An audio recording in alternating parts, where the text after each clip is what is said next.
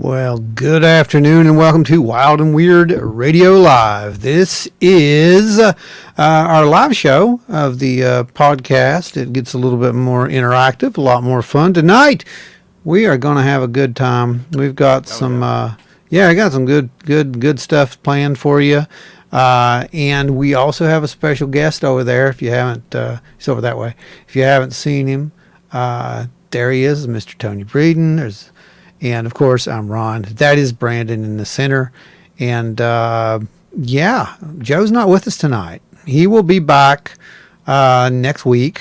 Everything should be back on track there. I know we've had some interesting issues getting everybody back in and whatnot. We tried to do a live last week, just to let you guys know, but we were at the Hocking Hills Bigfoot Festival, and we were in a time machine. We were literally in a time machine. There was a motel, and the motel looked exactly like when you stepped through the door. It was 1978. That's not good. It was 1978, Tony. It was interesting. I will just say that much for you. It was not bad. It was not terrible. It was hot. But yeah, it was definitely 1978. So what I'm saying is Joe's not here tonight to watch the board and keep track. So I'm going to have to be going back and forth doing that. It's going to get a little hectic, but please do post all your questions and your comments, etc. over there. The more the merrier. We are going to be getting to them as fast as we possibly can. I promise you that. And I want to, I don't know, where should we start? There's a lot of stuff to talk about, I guess, at this point. Brandon, you got anything you want to hit on there real quick? Do you want to touch anything on the news? We can. There's some interesting stuff going on with Grush right now that that I'm not too fond of. Let me actually load up one of those clips for those who don't know. It seems like our whistleblower is, what would you say, Brandon? Kind of under attack, right? Yeah, he's getting hot. He's getting hit high and low with all kinds of different things now. Yeah, and I want to assume it's probably Arrow doing all that. Why, it's hard to say. I mean, we do know that Kirkpatrick fired back at him pretty much for saying what he said, even though what he said was pretty much true, right? Yep. But it does appear that someone is going after Grush. But what's really dirty about it, and I've heard several things on this. I've heard him say, well, it's not really. No one really leaked it. It was available to find, etc. Maybe. But whoever did this went after a very personal aspect of that man's life, and that was his PTSD, and basically was trying to use that as a means to discredit him. Now, what that really does, let me explain to you what that really does. That tells people who already have PTSD, who already have issues, not to seek help because it can be used against you, apparently, at this point. That is dirty, my friend. That is dirty and that is wrong. And I really don't care if Grush is telling the truth or not. The point being at that point, to me, is that they would do that to someone. It sounds like witness that to me intimidation, feels too. like a desperation move. Yeah, that's a desperation move. Exactly.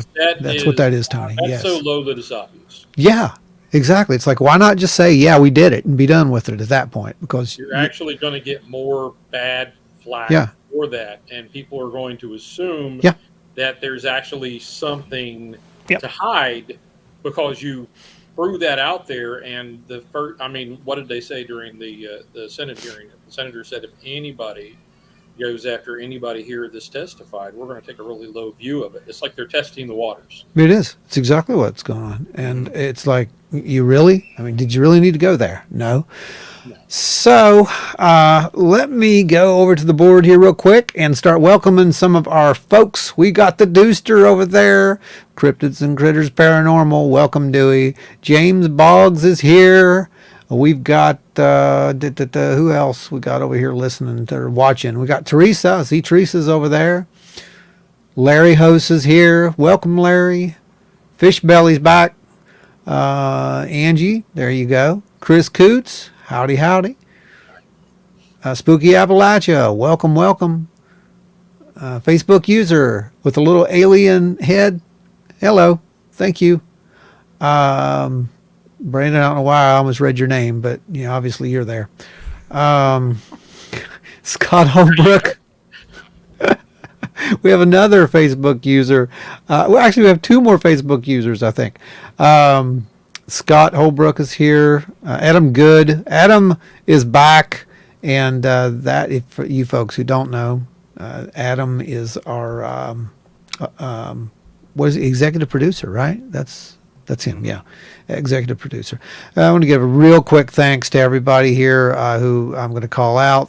Adam Good, Teresa from Teresa's Haunted History of the Tri-State, Dewey Edwards, James Boggs, Spooky Appalachia, Larry Hose, Guitars and Chains Craig, Travis Orednik, Jeffrey Steele, Russ Bailey, Chris Coots. I don't know why it says Coots still, but it's Chris Coots. You guys, the show wouldn't be on without you. These are our guys who are supporting the show through purchase of the super stickers and super chats and all that stuff. And we really thank you guys absolutely for that. And just to let you know how much we thank you for that.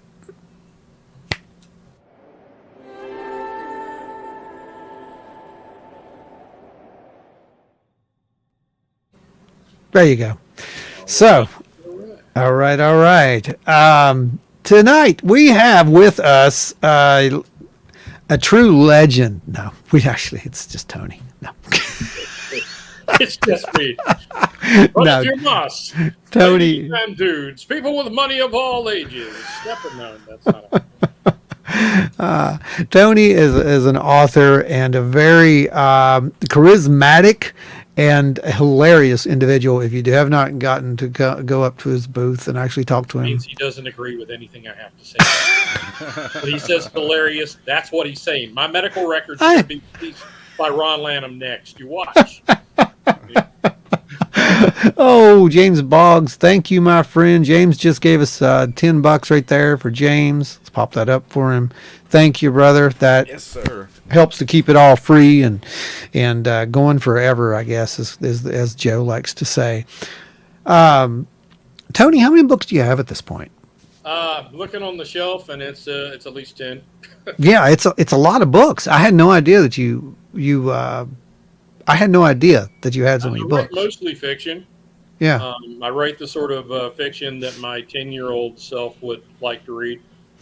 Action-packed. I grew up in like the day of Ray Harryhausen, and when Spielberg actually liked people still and had some sort of optimism left.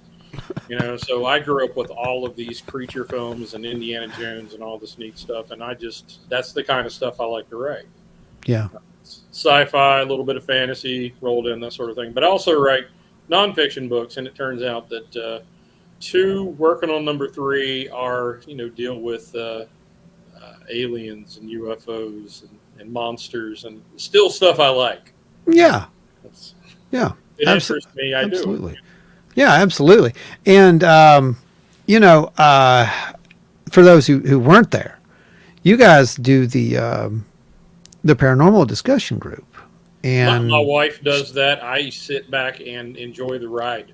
Well, you were actually part of it. You did the presentation, and it was a really good presentation. I did one on Gray Barker, and the other one was on the extra dimensional hypothesis. Yeah, and it was really good. Thank you. Like really good. You probably should have briefed Congress on it, because apparently they anything would work with them at this point. They don't know what's going on. So they really don't. They wouldn't have investigated further to even prove that you were right or wrong. It would just been, okay, that's cool. This guy said it's real. But no, I thought that was very good. And you mentioned Gray Barker. I know how you feel about Gray, and do you though? I think I do. I'm not sure Gray knew how he felt about Gray. Yeah, I think you do. Joe actually hails from the Barker lineage at some point, and so he's always taken up for Gray. But we all know that Gray did some. What's the word I should use here, Tony? He was a hoaxer. He was. I was going to say shady stuff, but artist. He was a yellow journalist. He was all of the things that, frankly, if I could get away with, I would probably do myself. Right. I love his sense of humor. Right. Does it help investigation and research? No, it does not. No. Not at all. No, and I think we go ahead. Jerome Clark said that Gray Barker was a self-professed hoaxer. He's half right. Gray never admitted in his lifetime that he hoaxed a thing. Everybody and their brother, after he died, was free to admit suddenly, Gray did it. And the degree to which they did it, where they all blamed it on Gray while trying to gloss over what they did, is what's the most interesting to me. It's like, guys, every last one of you were party to that. The party was going on and you were having a good time. But he did it. But you have to understand that he went through kind of lows and highs as to his faith in whether or not he was ever going to find an answer to the mystery. And towards the end of his life, he was actually, even though he was writing about stuff like Vegetable Man and going back more into the Philadelphia experiment and the Men in Black, had he lived for another 10 years, I think you would have seen a little more serious side of him. He was actually getting more serious towards the end of things, like he considered. Look, I think I found my love for UFOs again. Ada Cox, God bless you. 1999. Everybody, that's so. You know what that is going to give us? I think that needs. What do you think, guys? One or two? One or two? Two.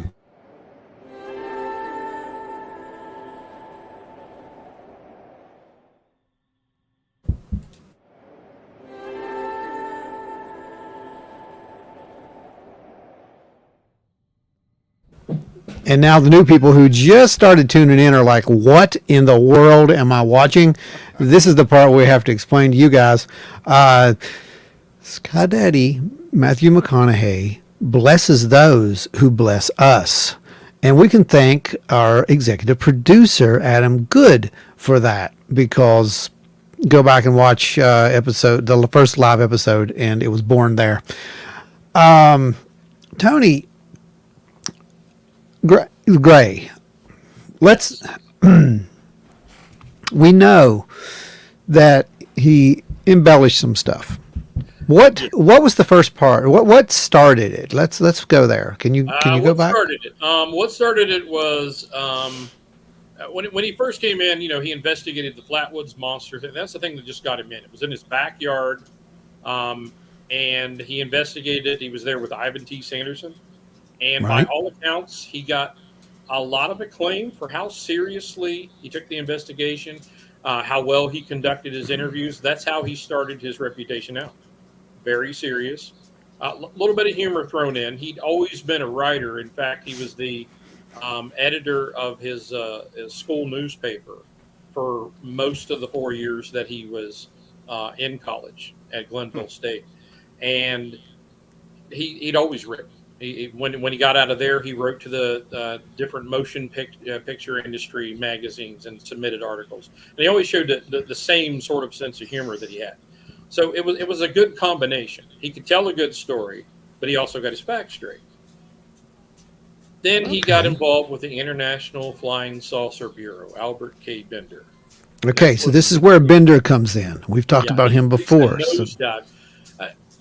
They were, because he was getting published in Fate magazine, Barker, and he had launched his Saucerian newsletter.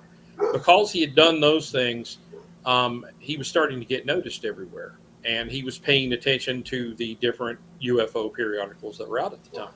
So he notices in Fate magazine an advertisement for the International Flying Saucer Bureau, and he writes off to them and says, I'd like to join. They not only take his membership, they offer him a job as the chief investigator for the IFSB. Okay. Wow. Yeah. They formed a So that's nice how he investigative became. group.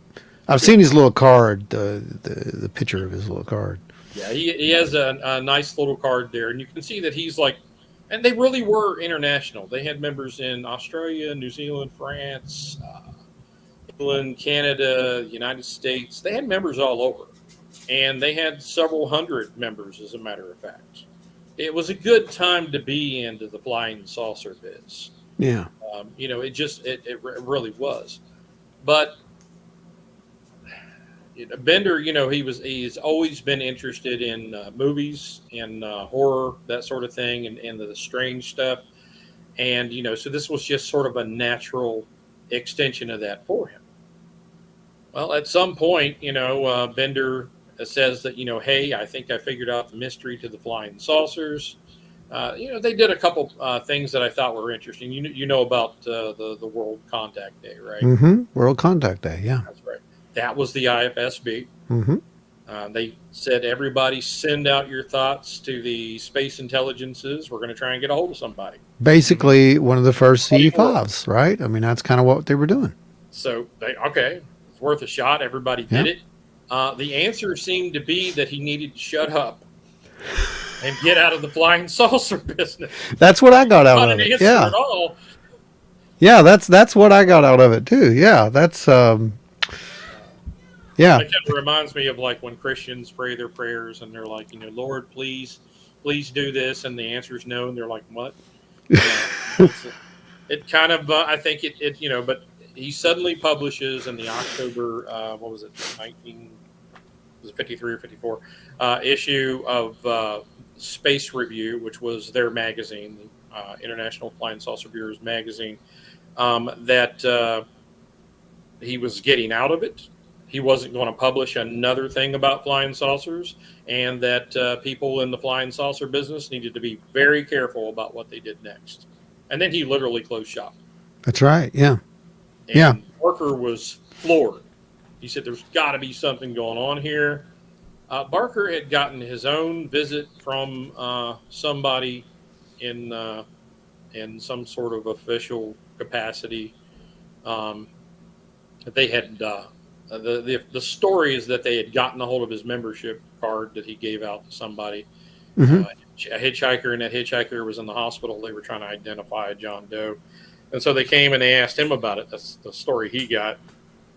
And it shook him up a little bit because a lot of people don't know that, Ray Barker was a closeted gay man in West Bygone, Virginia.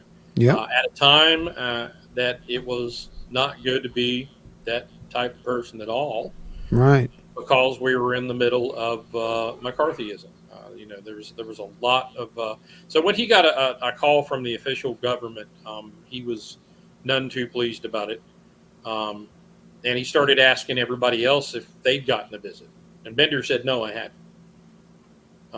And then suddenly Bender said, I was visited by 3 men in dark suits, wearing hats in the style of the Hamburg style hat.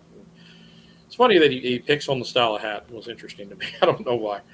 And that they had told, he wouldn't answer very many questions with more than I can't answer that, yes or no. It kind of reminds me of the sort of Senate hearings that we hear. Yeah, I know what we just heard. That's or yes, no, or I can't answer that. Yeah. He answered like that. Yeah.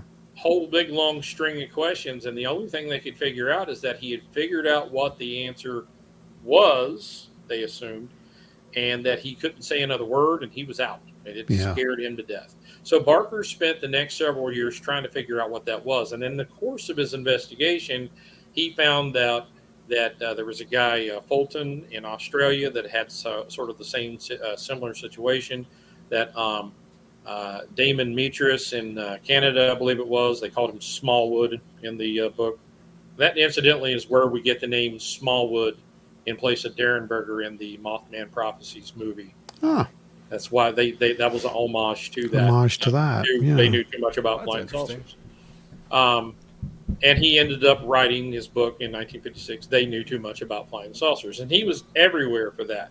But there are traces of definite fiction in They Knew Too Much About Flying Saucers. And I think personally that part of it was embellishment to just make it sound more interesting, and other things were made to purposely obfuscate a few things that might point to him in a less than favorable light. Okay. Yeah. Well, that makes sense, actually. But I think he was still fairly serious at that point. He'd met Mosley, Yeah.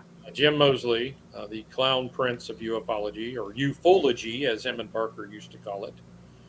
Yeah, And this is something people don't really realize. Barker really didn't believe, did he? I mean, that was one of the he things. lost faith pretty quickly. Yeah. By the time we get to 1958, where what he's see, the thing is he was writing during the contactee era, Mm-hmm. and that meant that he was dealing with a lot of these contactees' claims and having to go, you just happened to meet a angelic looking Right. Venusian in the middle of the desert, and everybody else stayed back. Nobody else saw it, just you. And now you got these pictures, and they look. Is that GE written across the landing gear, the light bulb shaped landing gear I see there? So, and that brings us to the strafe letter, of course. Parker Yeah. and Mosley got a hold of some government stationery, some official government stationery. And they decided that they would play a prank on George Adamski and several other members of the UFO community that they thought were just too serious. They had two classes of people back then, well, three. They had the what Barker referred to as the kooky ones. They had middle ufology, which is where Mosley and Barker thought they were. And then they had serious ufology. And by this, you meant nuts and there. It's definitely nuts and bolts military, or it's from outer space, and we will hear nothing else. And that's how they were. Yeah. They poo-pooed and picked apart everything. They were just no fun. And Barker and Mosley were the type of people that were having a lot of fun. So they got really drunk one night, just to underscore that point. And they decided that they were going to type up some letters to different people, including to George Adamski. And George Adamski's was basically said, hey, Jorge Adamski, we think you're on the right track.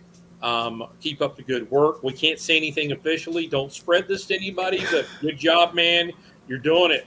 We like it. And of course, the first thing he did was wave the papers in the air, going, look, they've official confirmation from the government. Of course. You could not resist that one. And the thing is the reason that they did it to George Adamski was different from the reason they did it to everybody else. By the way, they also were going to send a letter to James Mosley's father, who was in the military. And at the last second, James Mosley was the one who mailed all of the letters because he could go to Jersey and mail them from a place that was not, Clarksburg, West Virginia, and make it right. Yeah. Before he decided to dropped everyone but that last one in there because he started thinking about what his father was going to do if he ever found out. So that was the end of that. So one of the letters did never get sent, but they had a copy of it because you got to understand that they people back then regularly kept not only copies of what they received, but what they sent. Mm-hmm. So we can now go to the Ray Barker collection and look at a whole conversation. I wished I had the other thing they had because they used to send cassette tapes to each other and just keep going on a cassette tape and have a whole running conversation. I wish I had some of those. Those are neat. But in any case, people started to suspect Barker almost instantly. But Barker did it for a really good reason. Him and Mosley had already figured out that Adamski was lying. Whatever had happened with Orthon in the desert, whether that was true or not, these pictures that he was posting to people of all of these spacecraft were lies. Right. And they could prove it. So knowing that Mosley was getting ready to post a big expose of Adamski, they decided to stoke the fire. And they hit Adamski right in his ego. And I really think, from a marketing perspective, that was smart. They stoked the guy.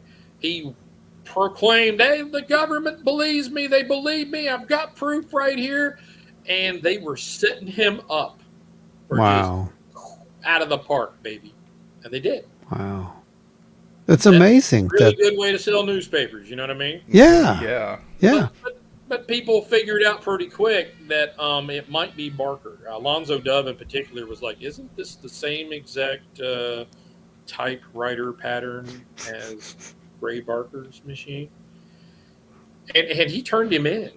Barker did get a visit from the FBI about the straight letter, not because they cared what he wrote to George Adamski, but because they were afraid of what somebody would do if they misused official government stationery. You know, things like calls of war, have the president say things he wasn't supposed to say, that sort of thing. And according to James Mosley, mysteriously enough, Barker's typewriter ended up missing. And in fact, it was smashed to bits and deposited in the concrete of a construction site nearby, never to be seen again. Wow. So he wasn't about to get caught with that one. Is that not amazing? But he kept, his last book, what is it? Men in Black, The Secret Terror Among Us, right? There's something on Straith in that saying, who could have done the Straith letter? We'll never know. It's a big mystery. People even pointed to me. It wasn't me. I would certainly never hoax anybody. Right? And of course, the second when he was on his deathbed, Jim Mosley looked at him in the hospital and said, if you die, I'm going to tell everybody about the Straith letter. And he said that Barker's response was, why would you want to do that? Within a month of him dying in 1984, Mosley had it all over the place. Wow. So, since then, people have come out of the woodwork to go, my friend, the great big hoaxer, I'm not taking you outside right now. My dog. I hear it. Can you hear her? Yeah. Eleanor, beast. That's great. But yeah, at that point, I think that things started to take kind of a turn in Barker's life, and he had been investigating. He also found out that his serious work didn't really sell as much as what he called to his family the kooky stuff. Yeah. Right? Yeah. So he just started, he did try one big contactee first. But the whole thing with Howard Menger did not work out at all. Howard and his wife had a similar story to George Adamski's, but the second that the book was written and he was expected to go around and make press appearances to promote the book, Menger vanished. He left Barker hanging. So between it hitting him professionally and him sort of like catching all these stories and going, okay, am I ever going to get to the bottom of this? Because every one of these things just kind of muddied the waters further. They had more and more theories as they went along. And if you read through the Saucerian, it's insanely interesting just how many theories they bounce back and forth between. Oh, yeah. Everything. If you look in there, they were considering the 4D hypothesis, what we call the extraterrestrial hypothesis, way back in the 50s. Yeah. And speaking of that, when I watched that hearing, the first thing I thought when I was looking at all of it was, we've already been over all this. Yeah. It's all been done. It's just you didn't listen. Yeah, we're regurgitating the same hearing, the same everything. Yep. It's nothing that Rush or any of the rest of them said was anything new, except I really like that one flying saucer that's a Borg cube with a. That's great, isn't it? That's awesome. Yeah. I don't know what that is. The Borg. It's a Borg in a bubble, Tony. That's what it is. It's a Borg in a bubble, right? It's a Borg in a bubble, man. And you already have people that are naysaying it, and of course, it irritates me. I am cheerfully skeptical. You know that. Sure, you have to be. That's what I think. That's important. I don't like hubris. I don't like it when somebody goes, "Well, I just examined the photo, and it's definitely going to be this," and I'm like, "Yeah." The government has these. It has.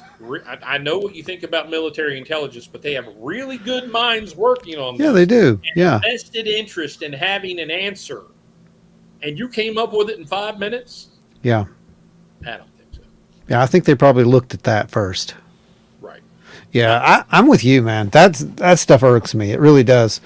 But and I think it is important to look at this because we have been here before. This is what people don't really realize. I guess because it happened years ago, man. I mean, you're looking at like a possibility of a 70-some-year-old, almost 80-year cover-up. According to Grush, over 90. But these hearings have happened before, though. We've in particular, there was a huge press release and statement from the government that really caused Blue Book to be a thing, kind of like how we've got Arrow now. Arrow, yeah. Based on the 1952 Washington merry-go-round, Yep. where for 2 weekends in a row, we saw alien spacecraft, or whatever they were, flying saucers, but they showed up on radar. Yes. And they said, they're temperature inversions. But nobody who worked at any of those radar stations or knew anything about radar believed it for a second. That's the problem. So they had to come out with a big press release. And don't worry, they're not a threat, even though there was newspaper headlines saying, shoot them down. Right. That was the standing order. If you see them, shoot them down. That sounds like a threat to me. Yeah. Right? Yep. So, I mean, look at the Battle of L.A. We had the guy saying we're going to investigate it. We had the official investigation wing of the military show up and be formed and reassuring it. All of this has happened. Yep. So how do we get out of the loop? Yeah, because it is. It's just around for a reason because we're on it. Yep, you're absolutely right. I mean, these cards have been played before. The only difference is it does seem that for whatever reason there's a pushback inside this time, and we didn't have that before. Well, we had a pushback before. I mean, I can look at old newspaper accounts. I really like going to newspapers.com. I like sifting through the old original sources through the UFO magazines, and you can see where Frank Edwards was shut down hard for trying to say anything about any of this. You can see where different people in the military were suddenly let go, and the disparaging remarks would be made about them after they had said something positive about. We've always had the problem where airline pilots, and they brought both of these up, airline pilots and military pilots don't feel safe to say anything about flying saucers. They don't want to be grounded. I mean, their whole point was getting, to be able to fly. Mm-hmm. And they don't want to be limited in, their ability to go up the ladder. That's something else that Rush mentioned specifically. Yep. So these things have always happened. We didn't have the internet then, so it's harder to pull that stuff forward and say, listen, this is a repeat. That is a good point. Definitely a repeat. That is a very good point right there. You guys out there in listener land and viewer land, you got any questions? Go ahead and pop them up here. We're also going to talk about something that I found out this past weekend at Hocking Hills. For those who don't know, that's where we ended up at. And it was an incredible show. I've actually got a couple little clips here for you guys. But we got to talk to a lot of people about some really weird stuff. And that's typically not what you get at these kind of shows. But here, I'll let you see the table real quick. This is from behind the scenes. Look, they even made us our own little banner. You'll get to see that here in a second. But this was Friday. Half day in. Yeah. So yeah, this is the next day. This is the next day. We're out here. It's 1,000 degrees. About 1,000. We actually had parts of our radio start to melt, so we had to take that apart. Yeah. Like it's literally that hot. The Wildward radio reactor melted down, so in order to avoid a catastrophic failure, we had to pull it off the table. That's correct. But it's been awesome. You guys out here at Hocking Hills have been great. I cannot wait for tomorrow. Tomorrow's going to be insane. It's going to be incredible, especially being next to that guy. Oh, yeah. Over there. That we guy. got trouble. Right there. That's trouble. That Go guy. wrong. That's trouble right here. That's trouble. Yeah, man. It's been a hoot. It's been a hoot. We're having a great time. Yeah. They've done put a really good show here together. They've got a ton of people out here. There's people walking all up and down the streets right now. It's just coming in big waves. Yeah, it's pretty cool. And the food is awesome. Oh, yeah. Food's good. And tomorrow's the main day. This is just day one. This is just the primer. Just the primer. definitely gonna get wild and weird, guys. Oh, you know it. We'll check back in. It definitely did get wild and weird, and that was a lot of people. Oh, wow. That was a massive It was amount of people. Mothman. It was.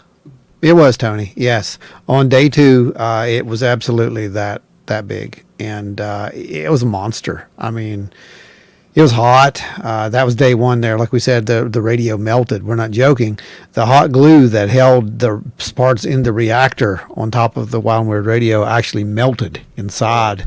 So yeah, it was hot, guys. It was really, really hot. Here's a little banner. Here's the banner. See, there's our banner. They ruined it by putting Joe in it, but Oh, right.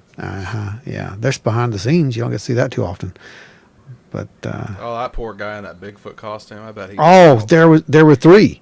There were 3 in a Bigfoot costume, and I felt sorry for them. I was like, this is torture. What are you guys doing? I mean, and you know what's amazing is those guys were doing that for nothing. By the way, just to let you know. Let's pop up some of our comments that were coming in out there whilst we were doing it. I see Adam Good. He's over there talking. I don't even know where this came from, but apparently he is a cult leader now. So congratulations, Adam. Everyone has to have a course in life that they must go and travel. And for you, The cult of good. I mean, sure, why not? It's all good. Just, keep it clean. Keep it clean. It's I mean, it's perfect. Yeah, I mean, I think it works. Dewey, we had talked before. Dewey is, for you guys who don't know, is very into the Thomas Mantell incident. Has it in a book here. Is working on another book, and they're shooting a documentary on the actual grounds of where it happened. An absolute fascinating story. Can't wait to get him back on and actually do a whole episode on just Thomas Mantell. I think that's one of the stories that needs to be told that doesn't get told. It hardly ever gets told. One that captivated Gray's audience in the beginning too. I mean, that's one of them that they went to as their go-to. Listen, a pilot lost his life, dude. Yeah, and against one of these, when he tried to get close enough to one of these flying saucers. That's how incapable our craft are of catching them. That's right. Yes. Yes, absolutely. Again, that was reiterated in that hearing. Oh, 100%.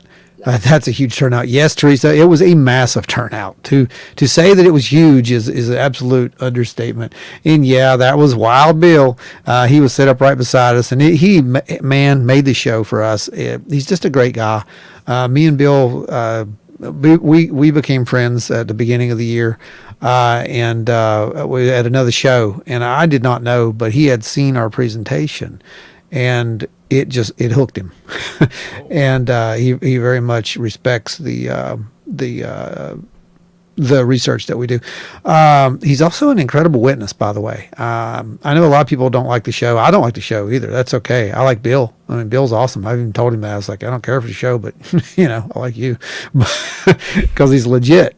He's not acting, but he's had some incredible encounters as well. And when you hear him tell those encounters, it's like, wow. I mean, not what you hear on the show. This is legit encounters. And he's seen other things too, which is even more awesome. Well, you spend enough time out in the woods, you'll have all kinds of weird stuff happen to you, especially around here. Yeah, for sure. We got Nancy White. Nancy White, hello, Miss Nancy. Good to see you. Great to see you. Nancy is a connoisseur of some of my art, along with Adam Good, who runs the Good Gallery, as he likes to call it. Oh, James asked a question. Hey guys, what about the aliens attacking the village in Peru? Okay, as you may or may not know, James, when we get news all the time, I mean, literally, it's all the time. Somebody's sending us Reddit or Twitter or, something in a message. And we look at that and we try to figure out if it's something that we should address when we get it, or if it's something we need to follow up on before we put it out there like everyone else just puts it out there and it turns into a firestorm. And, we don't know what really is going on. Chose to wait on this a little bit. And, didn't respond, didn't post anything about it, wanted to see where it was actually going to go, and it didn't disappoint. Apparently, there's some incidents going on over there where they believe that there are these humanoid beings or insectoids or whatever they are. Honest to God, to me, it sounds like something out of Scooby-Doo. That's what it sounds like. This sounds like a caper. It doesn't sound like a sighting or an invasion. It sounds like a caper. It sounds like someone is trying to scare someone off of this property because, so it's old Mr. Smithers in the, mask. Mr. Haney. Well, what's funny is they keep talking about these people who've been injured, but they haven't gave any specifics on exactly what happened, what injuries they sustained. Yeah. Well, there's some really good Reddit posts on it of folks who have actually gone over there at this point. Because, guys, this started in July. I don't know if you're aware of that or not. You're just, probably just hearing about it. But it started in July. And at the end of July, actually. And they've actually had folks go over there, and they're like, this isn't real. This isn't happening. So, of course, I don't believe anything, so it doesn't really matter if they say it's real or it's fake. It's like, somewhere in between, that's where you're going to find the truth. You know how it is with the lie sandwich. But I don't know. I mean, I don't know what's going on. I find it interesting that it parallels some of that stuff that was going on over there in Vegas, which just turned out to be a big nothing sandwich, as I expected it would be. I like you said sandwich instead of burger because there wasn't much meat on that. There's no meat on that, buddy. It's just like a tiny little sliver of bologna or something. That's like a bean it. And toast sandwich.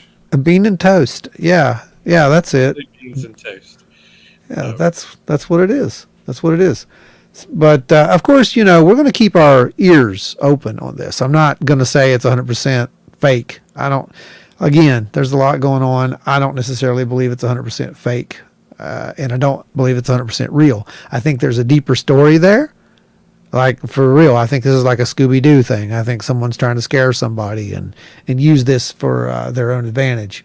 Now, what are they trying to do? It could just be remote villagers blowing one sighting way out of proportion, like the chupacabra. Could be, man. I don't know. I mean, that's a fact. Look here. Ada said, Nancy, are you ready to leave Saturday to Racine? We'll leave at 7 a.m. There you go. They're coming to Wood Booger Jamboree, guys. That's where they're coming. And it's going to be a blast. I can tell you that right now. We've got, we're working on making it very memorable. That's what I'm going to say about that. We're making it very memorable for those who are going to be there.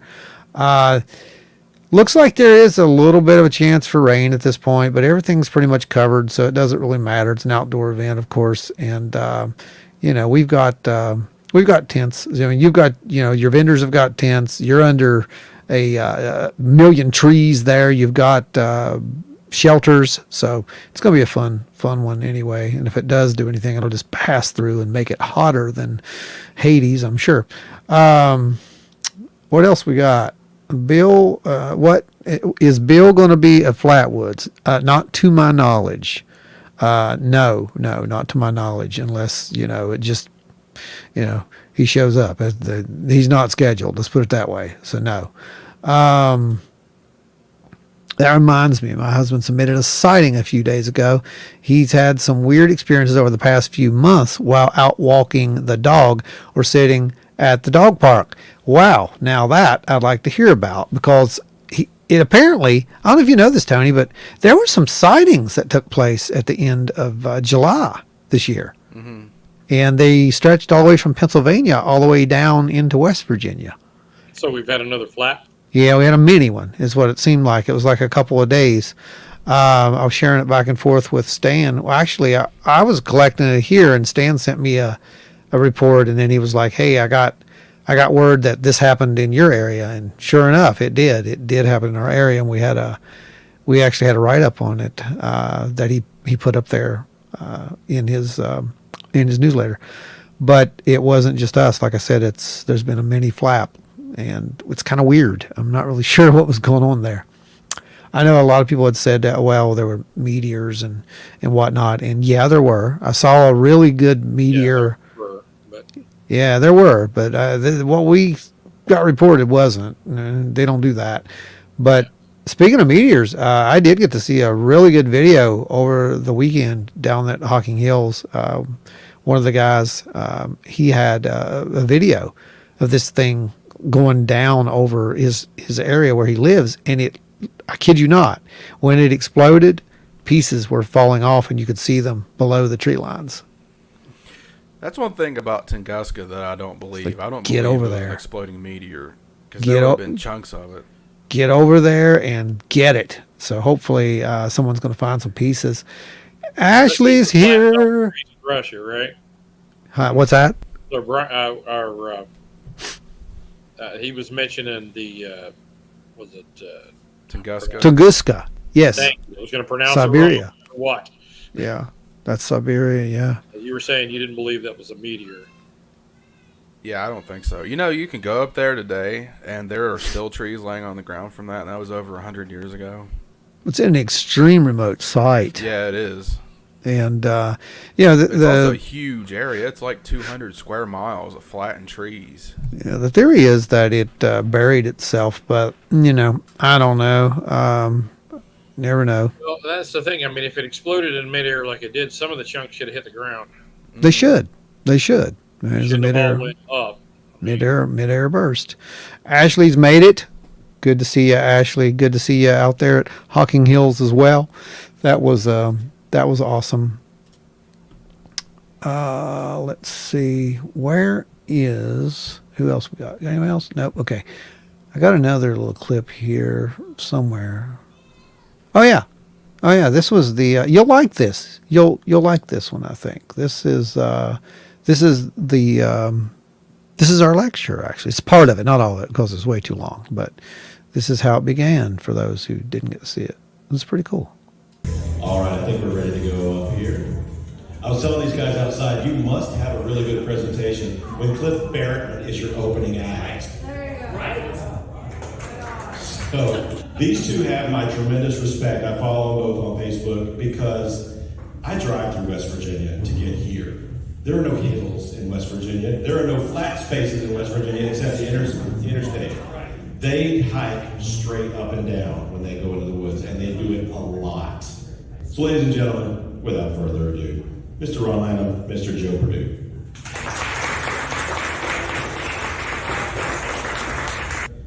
We literally question everything because we've gone out in the field, we've had various reports of different things and other things that are coming with it. We do not shy away from that. So you're going to hear some different stuff, but it's all going to have data. So, and there was this little thing that happened. Yeah, hey, how about that? We actually won the 2022 Bigfoot Researchers of the Year, and that was pretty cool.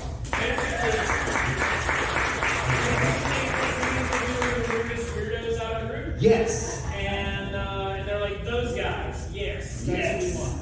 And that is exactly who we want. So with us, everything literally goes on the table, guys. We document all occurrences, no matter how strange they may be, and believe you me, they get very strange sometimes. Now, what's really funny is this was a Bigfoot presentation. This was, and typically you don't get non-flesh and blood presentations at these. I just want to make that clear. To say that it was taken very, very well is an understatement. It was taken very, very well.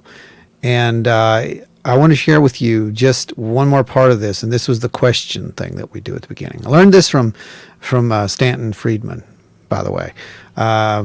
Stanton, he used to, when he did his presentations, he said he always saved these for the last, and he always wished that he would do them in the beginning, but he was always afraid to do them in the beginning. So we just, from day one, started doing them from the beginning, and because you can get so much data from your crowd on this stuff. But I want you to pay attention to what data is right here. And we've also recorded unexplained synchronous anomalous phenomena. I'm sure the government's going to use that probably soon in a press conference. I'd say like December. Yeah, it'll be USAP. That's going to be the next thing. You heard it here first. Anyway, as I said, we've recorded weird stuff. We have battery drains, illuminated stuff. We'll talk about all that later on. So how many of you guys have seen a Bigfoot? Raise your hand. You're in good company. Okay, and not just seen a Bigfoot. The maybe even heard Yeah. or experienced something. Experience of Bigfoot. Let's do that. You've had some kind of Bigfoot-like encounter. Okay, keep your hands up. Keep your hands up. Okay, guys. Here's another question for you. Out of that, how many of you guys have seen other paranormal activity? All right. Okay. Now, here's another one for you. How many of you just talked to your family and friends about it? Yeah. Yeah. Yeah. How many of you? This is the big one. How many of you reported? How many of you guys actually One. went and did it? And you reported Two. it to a research agency? Yeah. So this is what we're up against. And you ask why we do it? Validation. Validation right there. And you saw that hand, right? The guy's got his hand up and how many reported it? Yeah.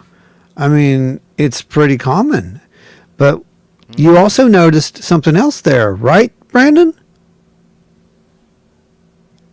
How many of them had seen a possible Bigfoot or Bigfoot-like thing? Oh yeah, they were like half the room had their hand up. And how many of them had other paranormal type activity along with Same amount of that? people, yeah. Pretty crazy. So, like I said, it was taken very well. And the amount of people who came to our table and told us about this, it was just amazing to me. I actually got more UFO reports at Hocking Hills Bigfoot Festival than I did in Kecksburg. Wow. Kid you not. It was very strange. And some of these, I mean, very good cases. There was one which looked like, sort of like the Withville craft. It was round, like a saucer type thing. It looked like she said it had lights all around it, like a carousel type thing. And watched it come down in a field, and then watched it literally just zip up, into the sky over the next area, and almost instantaneously zip up there and then out of sight. Wow. There was lots of those type incidents. There was several people who had contact type experiences. There were several who were asking about what we've always talked about, like perception and whatnot of these things. My whole point is that I did not expect this at a Bigfoot festival. I would dream of it, years ago, but to actually see that happening, that's a big deal, guys. Haven't you, with your name, been trying to manifest this for years, though? Yeah. I mean, haven't you just kind of been speaking that out into the universe? Pretty much. I mean, wild, yes, but also weird. Wild and weird. Yes, but also wild. That's right. You want both parts of it. Yeah. Probably feel a lot more safe bringing up those sort of really weird and strange, you're connected ones to you, or giving you one. Oh yeah. You ask for the other because they just want to tell. They just want to tell their story. They do, man, and they don't want to be shot down. They don't want someone saying, "Oh no, you didn't see that. You couldn't have seen that. It doesn't exist." Like you said before, there's people who already know all the answers. That's not what they want. They want the ability. If they do all the answers wrong, they'd be me. Oh yeah, that's right. That's right. So, no. Therefore, it can't be. That's right. Those are the kinds of guys that Gray Barker would be wanting to prank. But that's the thing, though. Gray Barker, his chief interest, and if you read things like Gray Barker at Giant Rock, his chief interest was the people who had the experiences. And while he would say, there's some, he would say something strange happens to these people. They experience something that's really unexpected. And he goes, now some of their later stories aren't very believable, but initially something happens, and that's what fascinated him. All these people, if you read through the Saucerian, if you read through Chasing the Flying Saucers that he had in different magazines, if you read through Gray Barker's newsletter, he's really mostly interested about the people, and it shows because he bothers to describe those people in a very sympathetic light, and goes out of his way to defend them. A lot of times too. He defended Derenberger publicly. Yeah. And was really upset with how he was treated by the press. Oh, it was bad. Yeah. Label him as a drunk. What's his face with the dog siding with Mothman? He kept constant contact with him. Oh yeah, yeah. Wrote letters back and forth all the time. He asked him what he thought of the new book. He sent him the chapter on that had to do with him on the Silver Bridge. And said, what do you think of that? And then going back and forth. And, that guy complained. He says, well, I know it wasn't no owl, and I know it wasn't no stork. Yeah. I don't know what I saw, but it wasn't that. I mean, recognize that. But that's the whole thing, I mean, I think it is. It is. They're right about that. It is about the people. It's about making them understand it's okay. And I think that's one of the main things. I didn't play it, but one of the next things that we talk about there right at the beginning is we're not experts. We don't profess to be experts. We're here to provide data and maybe a little bit of validation. It's always about the validation for these people. They need to know that they're not the first one to see this, regardless of what someone tells them. It happens. This is actually quite normal. Actually, no, you didn't get to tell me about the tree. I'm curious now. Nancy, thank you. Nancy White, $4.99, super sticker right there. Oh yeah. Super chat. I'm going to put that up there, let you guys see that. And I'm going to add Nancy and Ada, I believe it was. Yep. Going to add Nancy and Ada over to our roster of individuals who are making the show possible. I talked to people who saw orbs. Okay. I talked to one individual who saw what amounted to be a very large orb. And he observed it on a hillside. And he was there with a friend. He watched it come down. He watched it. Well, he didn't watch it come down. He watched it appear on the hillside is how it went. And it was huge.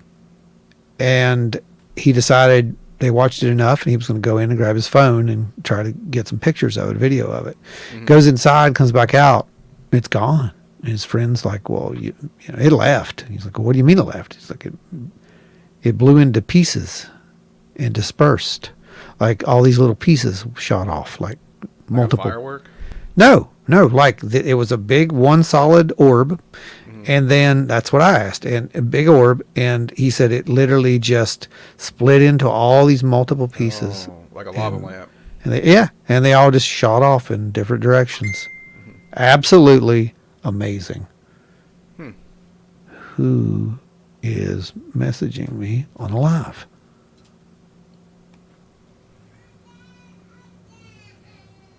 Huh, okay.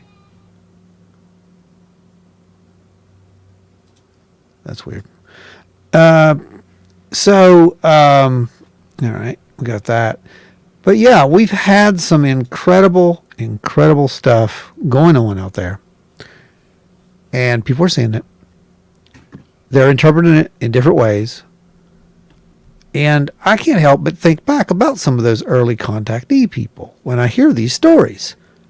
Because, every now and again, you are going to get those people. You're going to get those ones who run a little with it, right? They get a little overboard. But at the heart of it, they still experience something. Yep. I'm sure a lot of those people embellish their story a little bit to make it sound more valid. Yeah, I can totally see that. But, and outright hoaxes are completely different. That's the thing. Mm-hmm. And I know that these people were not hoaxing. That's my thing. The ones that I talk to anyway. And I don't think that everyone is hoaxing. I think that there are people who are legitimately seeing these things, and then all of a sudden, well, we've heard this story before. Embellishments, like you said, right? Like especially if you start selling these things to a publication or a publisher or articles in papers or something. Well, you got to keep that going once you start it. Even with serious investigation, drift occurs. Okay, yeah. Can you speak to that a little bit? Yeah. Vegetable Man story. Great example. Here recently. Yes. And it's a weird story. It is. Obviously, you got a guy who's out bow hunting, and then suddenly he feels, he hears a message in his head telepathically. I need help. I need your assistance, that sort of thing. Then he feels a prick on his hand, like he thinks he's got his hand caught in a briar bush. And he looks down, and there's this little creature with needle little fingers and suckers on the end of them and big yellow eyes. And as he hears a sucking sound, and as it draws the blood out of his arm, suddenly those eyes turn red, and then it leaps, bounds back up into the forest with, taking 25 feet at a leap. And then he hears a humming of what he assumes is a flying saucer, and then it's over, right? Yeah. Well, when it gets written up in the HumCat, humanoid catalog, one thing gets changed. They say 25 footsteps. That's not a leap, is it? So everybody starts copying that. And then you get Brad Steiger, 1978, in his, what is that book called again? I forget. But Alien Meetings, right? And he says he saw the creature, and then he felt a prick in his hand. That's the reverse order of what happens, and it doesn't even make any sense when you think about it. Yeah, that's completely. Feeling the prick in your hand and then seeing, oh, wow, look at that. I got to get out there. I mean, I got to get out of there is the first thing you probably think when you see this thing. I don't know if you've seen a picture of Beck Shepherd, man. I've seen it. It's pretty terrifying, actually. Yeah, hey, Mana Smith, by the way, welcome. Yeah. It's not a pretty thing, is it? I mean, it's a very... that is an unintentional drift. So many people have copied those two errors. So now you've got people out there who are otherwise really good researchers trusting the HumCat, trusting Brad Steiger, and getting the details wrong. And it's drifted like a game of telephone. Yep. Right? Well, when you get people that add their embellishments, they want to change a word or something so it sounds more like they're writing or this or that, and they're not thinking... Captain Thesaurus, that other word actually means something different. Right. Then they don't realize that what they're actually doing is they're changing the story as we go along. And that's why books like mine, to toot my own horn for a second, Ray Barker's Book of Monsters, Volume 1, Volume 2 is coming out soon. It has the original writings. So we can see what was actually written in the beginning. So you have the original account, not someone's editorialized version of it. The other thing that they do, and I'm glad that you don't do this, the other thing that they do is they don't include all of the data. Yeah. All of it. If it's strange, if it seems like it will cast doubt on it, they don't include it in their telling of the story. In the telling of his story, it's prefaced, Ray Barker prefaced it by, hey, look, his mother saw a flying saucer with some kind of creature. It looked totally different. It looked like a little devil, and it was tethered to a spaceship, and it had a little sack, and it was collecting grass and soil samples. Scared her so bad that she went and ran to her bed and hid under the covers for 15 minutes. Finally had the wherewithal to go outside and saw it going up into the spaceship and leaving, making a humming sound, which is why he assumed that the humming sound that he heard from Vegetable Man was from a flying saucer. But not only that, Gray Barker says, hey, Gray, at this point, in telling this story, I'm surprised you didn't throw in the Men in Black. Well, hold on. And that's exactly how Gray Barker puts it, because there is, in fact, the Men in Black story in Frederick's thing. And that's not the only, I mean, he's got another alien contact story where he's communicated with telepathically. He's taken up into a ship. His clothes stay on, by the way. And, that's the Zarkon thing. So he's got all sorts of things going on here. Now, if that's not high strangeness, I don't know what it is. It's gone well beyond weird at this point. Yeah. Has it not? We've got the Men in Black. We've got a mother sighting with a UFO occupant. He's seen his own alien, and then he has his own contactee experience. Now, we put everything on the plate. So what do you think from the point of view of someone who's cheerfully skeptical? What am I going to do with that? Now, I have one of two things that I can do with it. I can reject it outright because that's just too strange. Or I can think of it from the point of view that I usually think of things from. I usually prefer what we call the psychosocial hypothesis. I don't think all of it catches into this. But the best example I give you is the first and foremost. Kenneth Arnold saw a crescent or chevron-shaped UFO, flying saucer, did he not? but he described it as moving like a saucer skipping across a pond. Yep. Well, the newspapers printed flying saucers, and thereafter, the aliens apparently changed the shape of their spaceship to be a saucer, right? And now we've got triangle shapes, and what did you call that again? A Borg and a... What's that called again? That's the Borg in a bubble. Yeah, we've got Borg in a the bubble. We got Borg in a triangles, bubble. Borgs in a bubble. We've got pill-shaped. We got cylinders. We got giant motherships. We got all sorts of ships out there, right? Yeah, we got acorns flying. You know, Black triangles. And we've always had Tad. The what was his last name that was here? Jones. Yeah. What's funny about his sighting is that John Keel in 1966, True Magazine, to accompany his article, the artist for True Magazine drew up a bunch of spaceships from his imagination. One of them happened to be perfectly round before landing here and a propeller on the bottom of it. Yep. And that's what Tad saw. Now, how weird is that? Now, did he see that and then just describe the ship? You know, why do we have the Indrid Cold sighting so close to the Mothman sighting? There is some high strangeness that happens. So here's what I think, because I know our mind does this little thing. Most of our thinking is not actually conscious. Thank goodness, because if I had to think about every time I have to breathe, I don't know how I'd get by. Or every time I have to blink, or doing the math to take a step. You know, you can't do it. So most of what you do is done subconsciously. If your mind sees something that it's not quite sure what it is, it's going to fill in the blanks based on your worldview. So if I look at Vegetable Man now, and I think of it from that point of view, and I think that they are in fact seeing something, and I see that the mother, who's more superstitious, more Christian, she saw the alien as a satanic. I actually use the word satanic, like it looked like a little devil or an imp, the devil alien. But he saw something completely different. And now I wonder to myself, knowing that the mind fills in things according to your experience and to what you know and what you kind of expect, I wonder if they didn't see the same alien, but perceived it a different way, in a different form.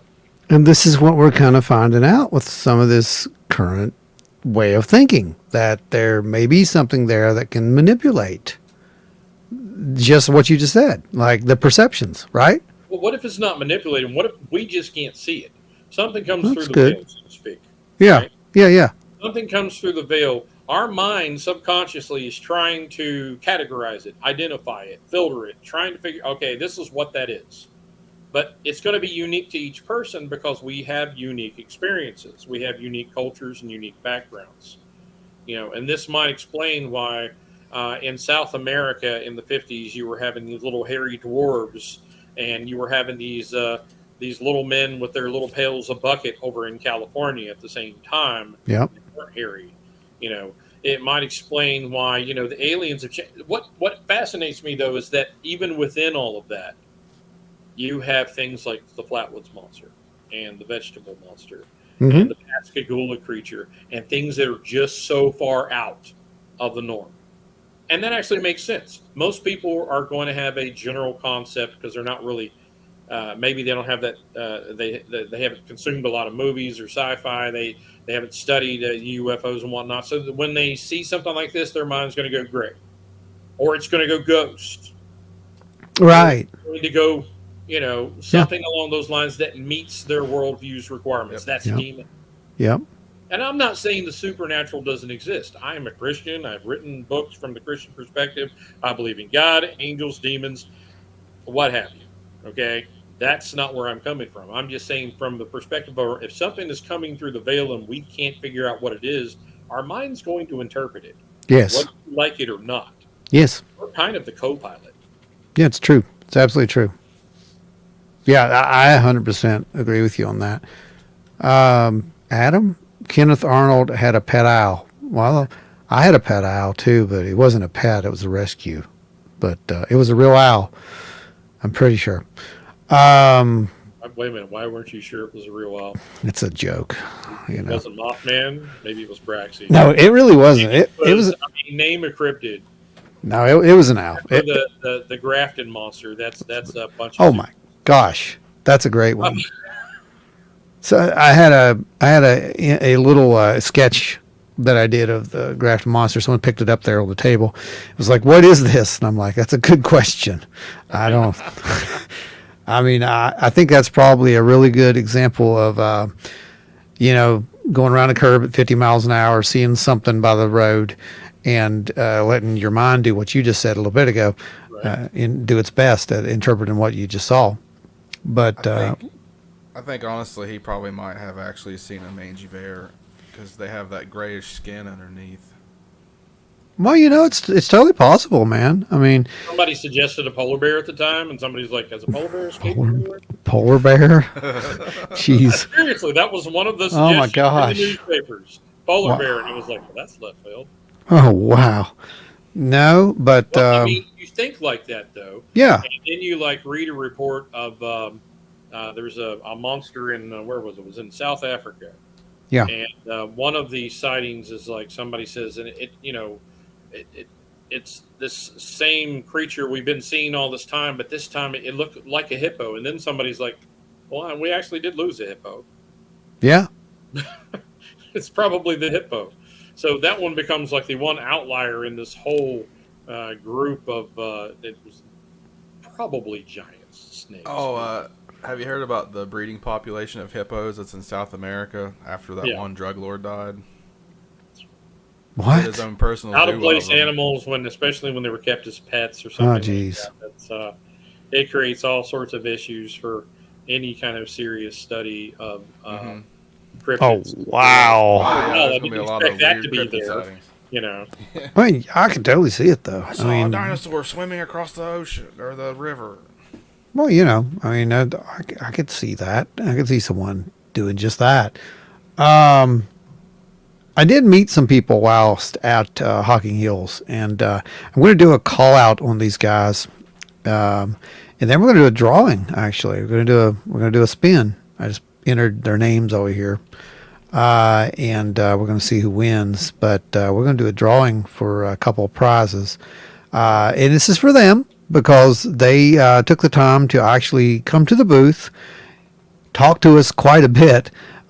Scan the QR code and join right there on the spot and become members of the channel. So we seriously thank you guys, and I had some great ones come up. We had Sammy and Brittany. They brought over a track for us to look at, which was really cool. It was one of the first tracks that he had cast, and it was really good. It wanted some advice on how to do it, and we provided that, and we'll continue to provide that. We had Emma Hasty with the junior researcher Mia, which was just fantastic. Definitely going to be a researcher in the future right there. I have no doubt in my mind. Heidi, Bigfoot cosplay, Binocular Girl, and Ari and Jordan. Yeah, these two were a trip. They decided to cosplay at a Bigfoot festival. And I got to say, I don't know which one's which. I think it was Ari, I believe, maybe. Had this safari type suit on. Kind of looked like a cross between Indiana Jones and Giorgio Tsoukalos. But had binoculars on, and really good binoculars. And I was like, hey, what? That's how we started this whole conversation. Was like, wow, what power are those? She had no idea. She looks on the side and was like reading them like, what? And Joe's like, you're a cosplay. And she's like, yeah. I'm like, that's a great one. I don't know where you got the binoculars, but they're awesome. We had Jordan, Kat, Ashley Bolzer, Reggie Foshbog, Rocco, and Brandon Hall. Dan and Pierce also dropped by. So, guys, what we're going to do for those folks who were there right now is we're going to spin the wheel of fate. Yes, we're going to see which one. No, we're going to see who wins and who doesn't. But the prize is, if I can find it, I was going to show you your prize, but I don't seem to have one around me right now. It'll actually be your choice. It depends on what you want. You'll We'll send you all IOUs. Know this now. No, not that. No. I'm going to have a choice for you to choose from, and so you can do that. So I'm going to do a share screen now, and everyone can behold this and make sure that it's there's no trickery. So let's go over here and go to present. I'll do a share screen, and make sure everybody can see this. If you guys can see the spinning wheel, can you see the spinning wheel? Oh, there we go. That's better. There's the spinning wheel. There's our names over there. And we'll go ahead and spin this thing. And we're going to see who our first winner is going to be. This is a third place winner. So the third place winner is going to receive, I'm thinking that what we're going to do is either going to be a magnet or it's going to be a small art piece, which is going to be either a physical sculpt or it's going to be a drawing, like a small 4x whatever drawing, one of the small ones, but original, absolutely original.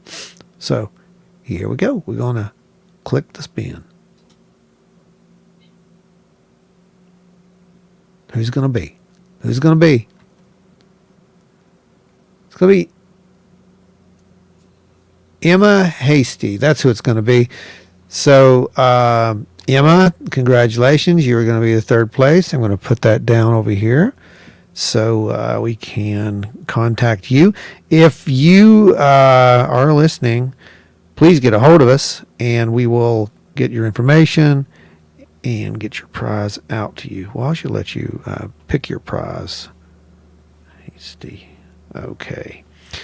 That is the third place winner. Third place. And we're going to remove you now. Here we go, guys. This is going to be for second place.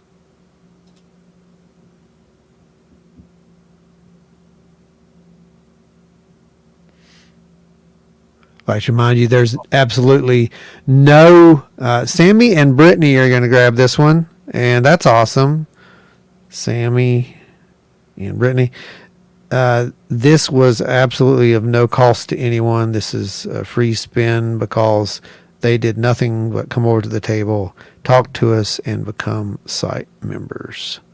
So I want to put that in there as a legal disclaimer. And here's for the grand prize. Grand prize is going to be really cool. I can promise you that. The grand prize is going to be cool.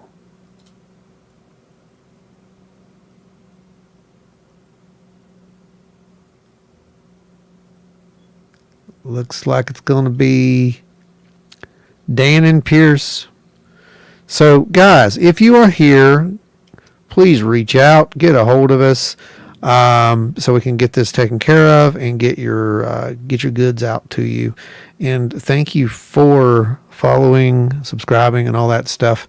And please continue to do so. This is how we get out there. This is how we get out there amongst everyone and continue to spread the word of the weird, I suppose. And, get people asking those questions, I mean, we did, I don't know how many things we did this year, but I remember, I know I've done about 7 presentations this year. That's remarkable. And they're all just a little bit different. So you guys are asking for it. That's why we're doing them. We're not going out and saying, hey, come over here and get us. We have presentations to pick us. No, they're contacting us because you guys are showing an interest in this stuff. And we have data. And we want to share that data. And so, thanks. Thanks for coming out there and supporting us and listening to us ramble on for 45 minutes or an hour or whatever it is. And I'll be doing the same thing with Tony and Angie there at the paranormal group discussion thing as well. The last Wednesday of the month, is it? Yeah. We had to cancel last time because of an issue with the facility. We're looking. That's what they told you. I figured with all the cancellations going on between you and me that the Men in Black are somehow involved. Something was going on. I'm going to blame them because they'll never correct me. Yeah. That's what Gray Barker actually said in a poem towards the end. He goes, "The Men in Three silenced people by giving them an abundance of speech." It's true. Nobody's ever shut up, are they? It's true. It's absolutely true. It's like the man was a prophet. Yeah. Absolute. Yeah, he has moments of lucidity in the middle of all that. They Right. asked him what he believed, and he didn't answer, and somebody else says, "Well, I know what Barker believes. He believes everything." And, so. What do we got? Mana Smith. One entire family saw was glowing and silent. Oh, you've seen what did you see? I'm behind on this. Which one? Looks like Mana Smith said that glowing and silent. I'm going to assume it's a UFO of some sort. Mm-hmm. I'm trying to go back here and read some of the comments.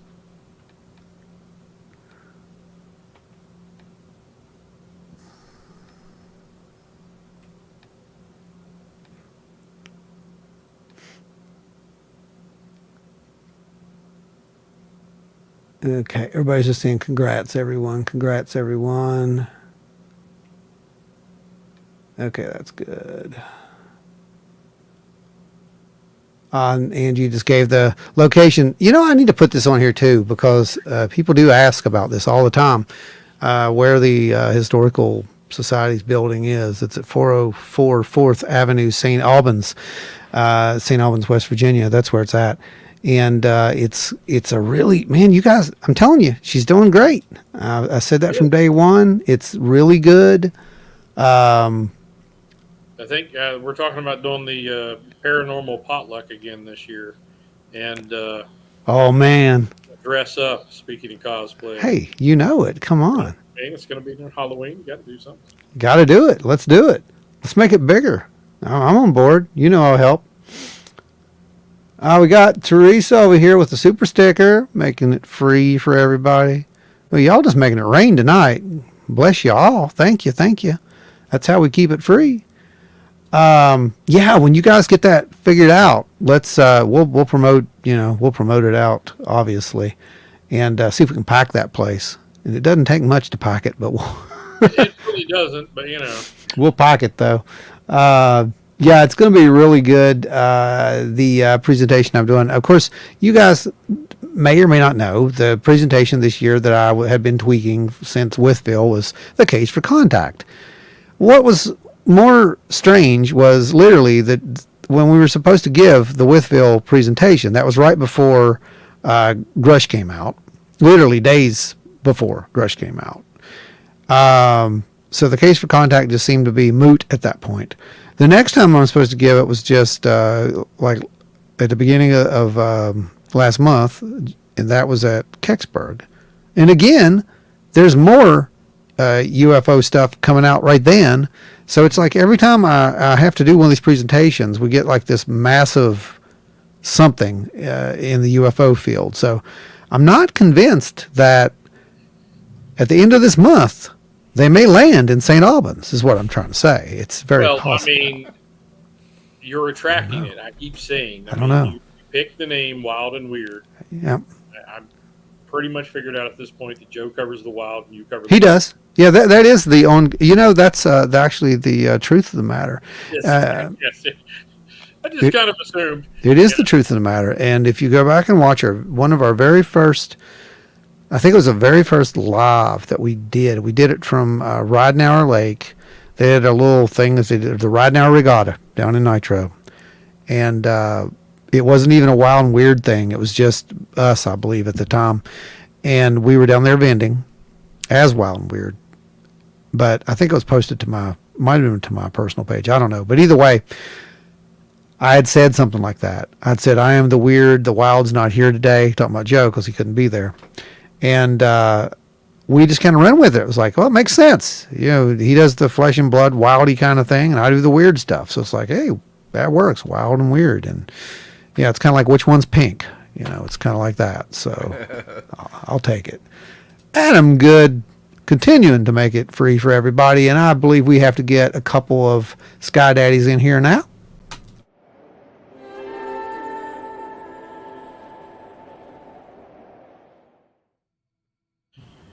One more.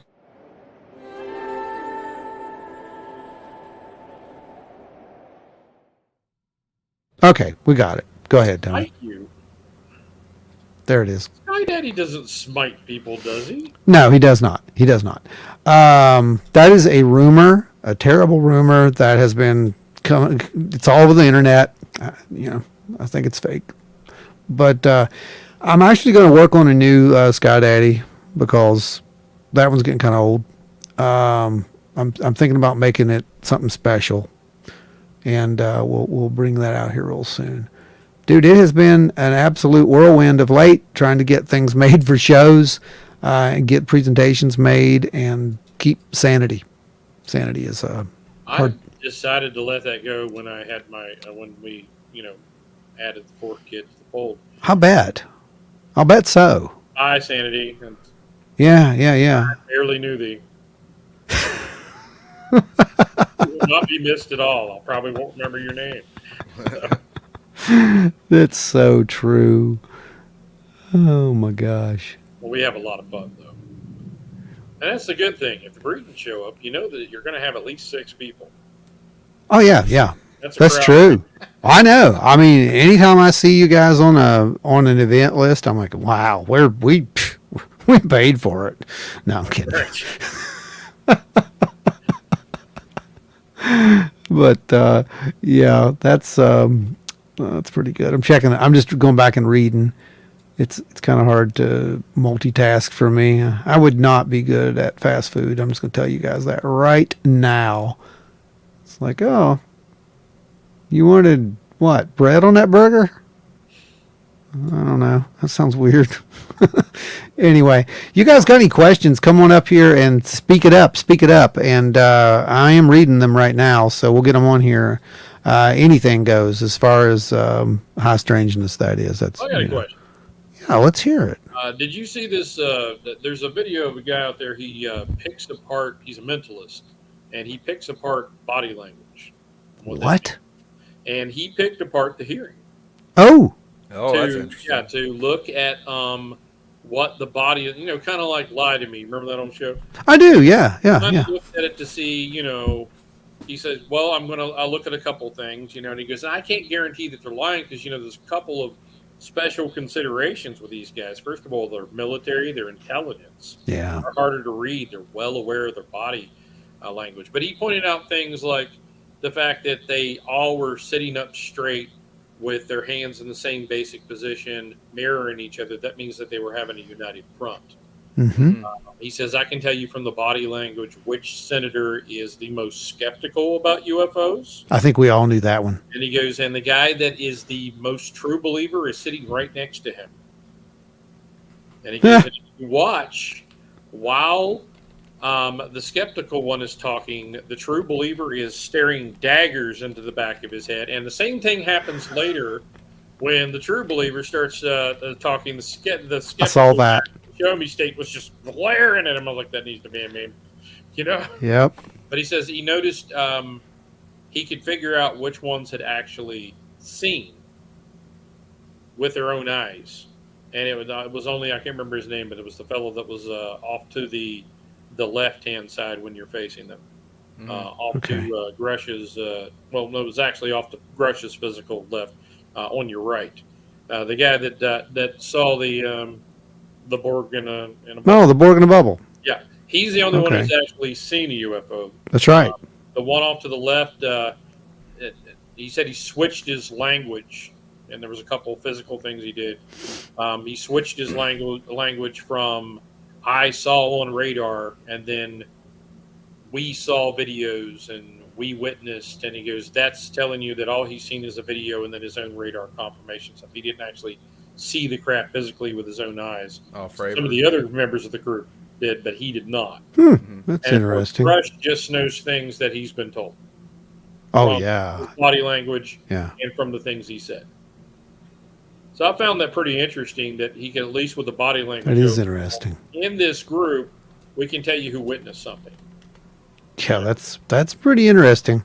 Yep. I mean, I don't know where this is going to go. I'll be 100%. I've heard so many theories at this point. It's disinformation. It's this. It's that. You know, they're of course the whole preparation thing, which I've been saying since about 2017, and you know, now other people are saying that. Is it true? I don't know. I'm looking at patterns. That's all I'm doing. I'm not making any kind of big, you know, predictions, you know, anything like that. I'm not trying to hype anything up. I don't do that. I'm just looking at these patterns, and these patterns are showing a consistent increase in I activity. think that if disclosure happens, it's only going to happen as a happy little accident of the few politics that are involved. The mentalist did point out that he's never seen a more, from body language and speech and everything, a more unified, truly bipartisan hearing in his life. Yeah. He was amazed by that. But on the other hand, it's the funding issue is the real problem right here. Yes. You know, they all nodded their heads when they said it's a threat. And people were like, well, that seems like a funding grab, which explains why Avi Loeb was immediately irritated and on the news dissing the extraterrestrial hypothesis, saying that's just a theory to explain the math. No, you need to. Hey, I've actually discovered things in the ground that we may have actually. He's for the extraterrestrial hypothesis. They've been, Grush and the rest of them have kind of been leaning towards the extra dimensional hypothesis. So you have kind of a interplay between the two. One wants funding for NASA, and one wants funding for, you know, the Air Force and investigating. Oh, yeah. Those. So that's going to play into it, no matter. I mean, it is. I have to think that. Yeah, yeah. We're gonna get another. Yeah. Why are we paying $500 for a hammer? Where is Oh, that? oh yeah, 100%. That's our hope for an investigation. Mm-hmm. Is that they follow that trail, and in their zeal to get them to uncover, at least to Congress, what they're actually doing with the money, that we find out some answers. And that's really the only way it's going to go, because, I mean, you got to look back. You heard him mention it several times. The church committee, remember that? They talked about that several times. And the people who don't know what, and I guarantee you people don't know what that is, but that's a big deal. That was the first time that really Congress went after the CIA. They went after these secret organizations the first time. And that's a big deal. I mean, it was a big deal then, and it's going to be a big deal this time if it comes down to that. Well, I think things have changed enough with the internet, ironically. Yeah. I use my communications degree here for a second. They've changed enough with the internet and with the openness that's expected and the audience that's out there now. We expect to be able to get online and find out everything. Instantly. The problem is you can find out everything, and there's no guarantee it's true. You know, but we expect to have it at our fingertips. We expect more accountability. We expect accountability for every little word a public figure says, even if that figure didn't mean to be considered a public figure and was just on social media and said. Yep. We hold everyone accountable at this point. And because of that, there is no way that if the public decides this is worth it, that they're going to let them go, we have billions of dollars each year that we can't tell you where it goes. Oh, yeah. While they also say, we're cutting this and we're cutting this and we're cutting this, and we can't do this and we can't do that because we don't have enough money, and we're going to borrow more money off China, whoever else, to pay for it. People are going to go, well, hold the phone. Yeah. You know? Yeah. But really, you're right. The only way that they're going to even care is if money's involved. You know that as well as I do.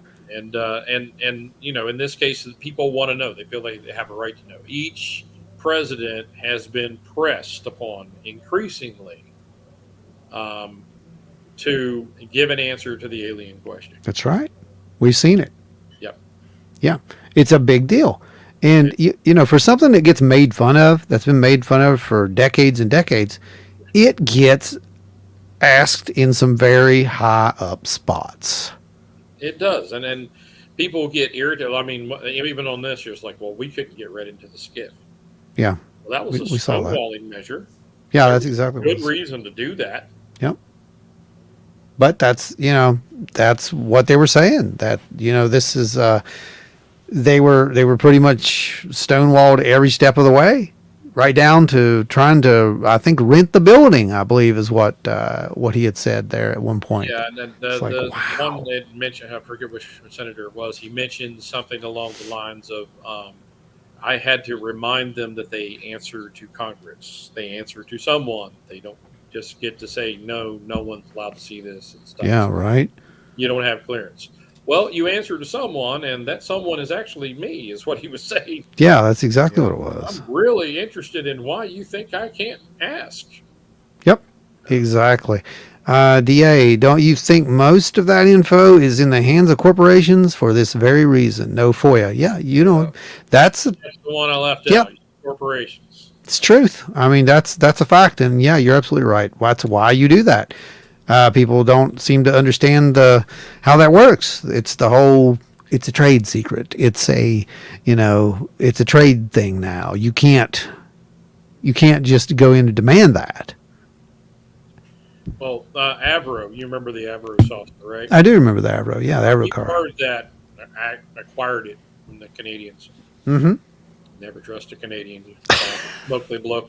Anyway, but we borrowed that from the Canadians, and Gray Barker's theory on that was that we trotted it out to explain flying saucers as being military and man-made, but he was like, and yet that thing has never had a successful flight.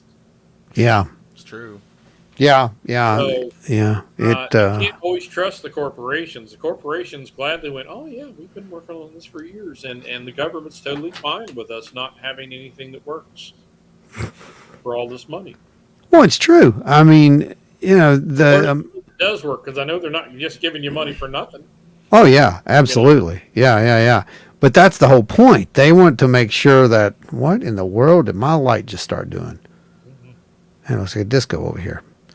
Anyway, You got to give the disclaimer about strobing. And what is going on? Oh, you're turning different colors? Yeah, this is weird. Forward. If you time jump again, if there are 2 Ron Lanhams on this one, That's telling you. I not. think the TARDIS is about to land in your room right now. All right, I think I got it fixed. It stabilized. I don't know why the Bigger on the inside. lights started changing, but man, that blinded me for a second there. He's probably inside the TARDIS. You know that. That was exciting. That was totally He's the doctor. exciting. That's exciting. Yeah, there you go. So, all right. They're saying that we've got how many months before this next big reveal, the next thing that they're going to do? December. Penny? Yeah. Is that what it is? It's the wheels of the government. It just everything's slow. It's everything slow. Yeah, absolutely. I agree with that. I would say, yeah, I'd say around December or something like that, we'll probably get another thing. But I honestly believe we're going to get another organization. I think. I wanted to talk about it because I talked about the Avery thing. I brought it up. Yeah. That news story came out, and you talked about how they're doing Grush. But what I was more interested in, and it's on the same lines, was the sheer number of outlets, and I really honestly believe bots that are commenting, "Hey, the government just told us aliens are real and nobody cares," but yet. It's all I know that anybody. I mean, you hear it everywhere you go. My kids are talking about it. You're thinking, of course, your kids are talking about it. No, they're talking about it independently. Mm-hmm. After stuff they don't, hey, Dad, do you think aliens are real? I don't believe that's true for a second. But that's the spin that's being put on it. Yeah. That no one cares. And People care. The situation is neither should you. People care. Move on. Yeah, and that's kind of the spin, like you're saying. I think people care. I've talked to more people. I mean, it's a big deal. And like I said, even though history is kind of repeating itself, it doesn't mean that it's not a big deal to this generation here. Exactly. And what was it you pointed out right off the bat was something that I caught from the first round of it. They admitted they were real. Mm-hmm. First of all, Yeah. they admitted they were dangerous. They've never done that. Never did that. It was always, Even during the merry-go-round where they were at our nation's capital in Washington, D.C., posed no serious swore threat. Up and down, they were no threat. Yep.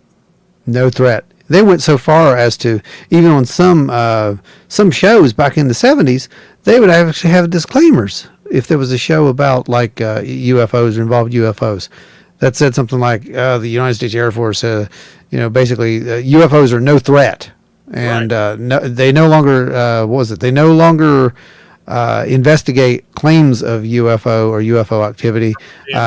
Yeah. Why? Because it would air like right after Battlestar Galactica. Yes, it was. Like, why not? Just watch the whole show about it.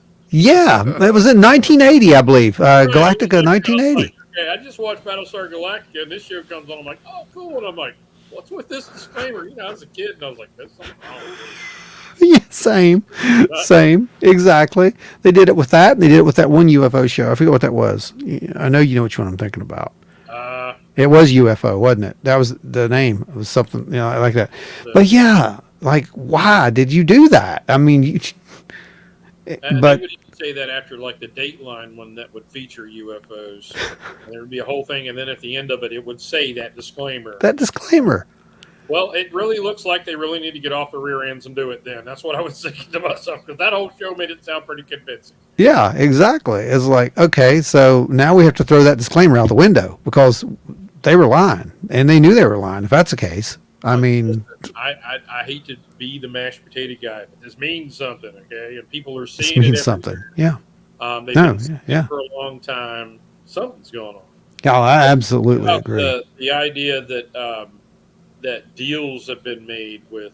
That's a good question. With these beings, because that got brought up from this hearing. I was like, huh. That made me really think, and I know it did you too. One of the things that Gray Barker used to pass around. And I was like, yeah, him, the whole Holloman landing, thing. Jim Mosley called the right field story the wrong field story.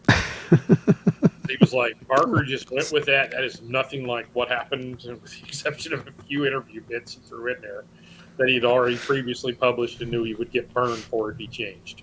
That is great. Yeah, he was good about the Lost Creek saucer.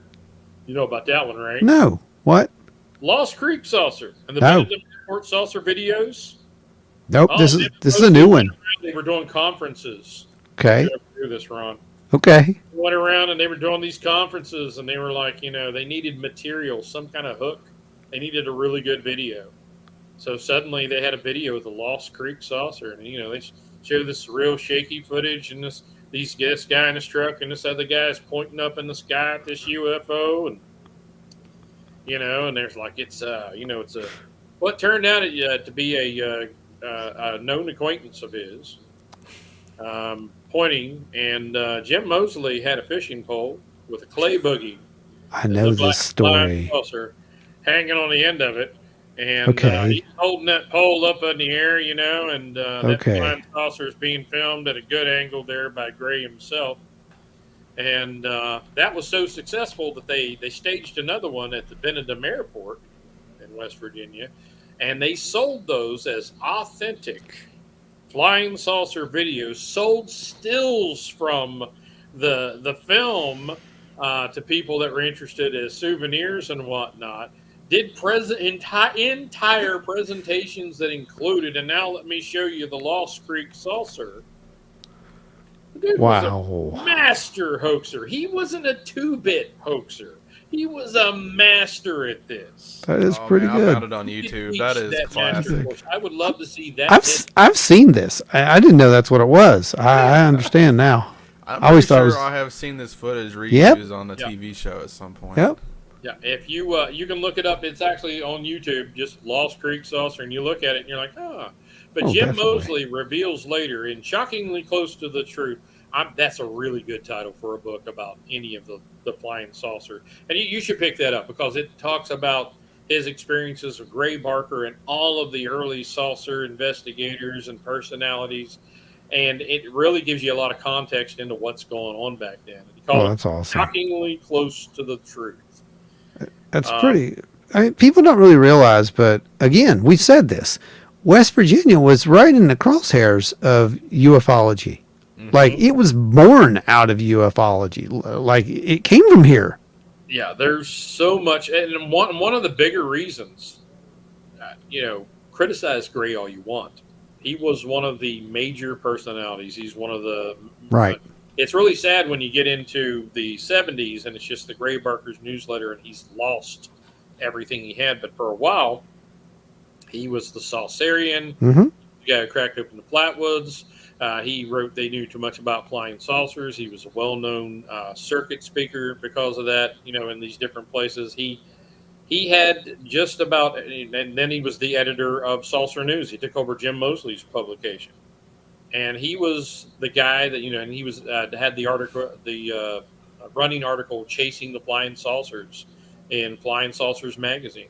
And he was really one of the authorities when they did a bibliography of all of the major names in Lynn Cato did that for the government for the UFO bibliography. Barker gets cited more than almost anybody in the book. He just keeps getting cited for various reasons. He was actually so popular that a college came by and decided they wanted to research his audience. And I've got all the stuff in my files.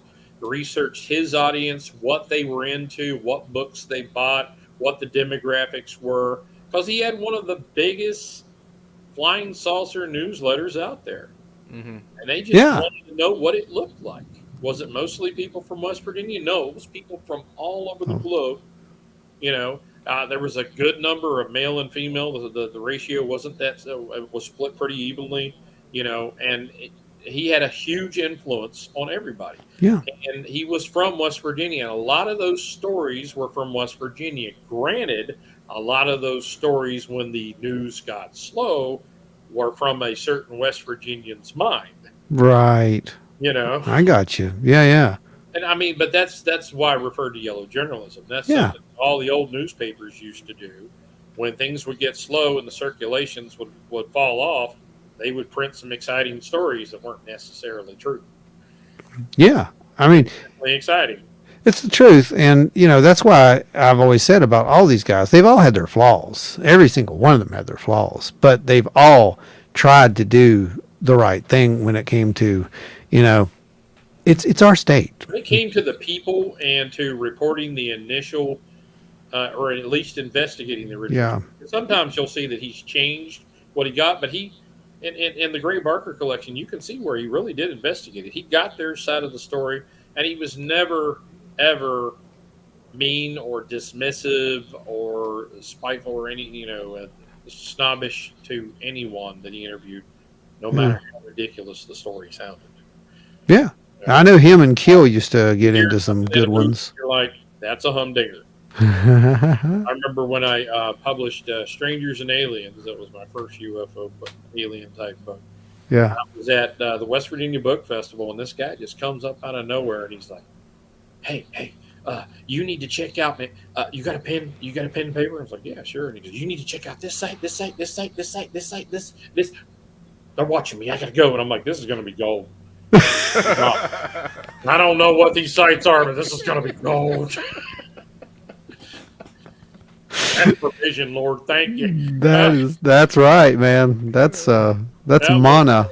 It was alarming at the time, but it was also like, what just happened? And that's when I started to realize that writing that kind of book was going to get me a different sort of audience than I was used to writing sci-fi. Yep. Dude, the truth is stranger than fiction any day. I'm going to tell you that right now. Really interesting stories. Oh, I've already had so many. And yeah, it's out there.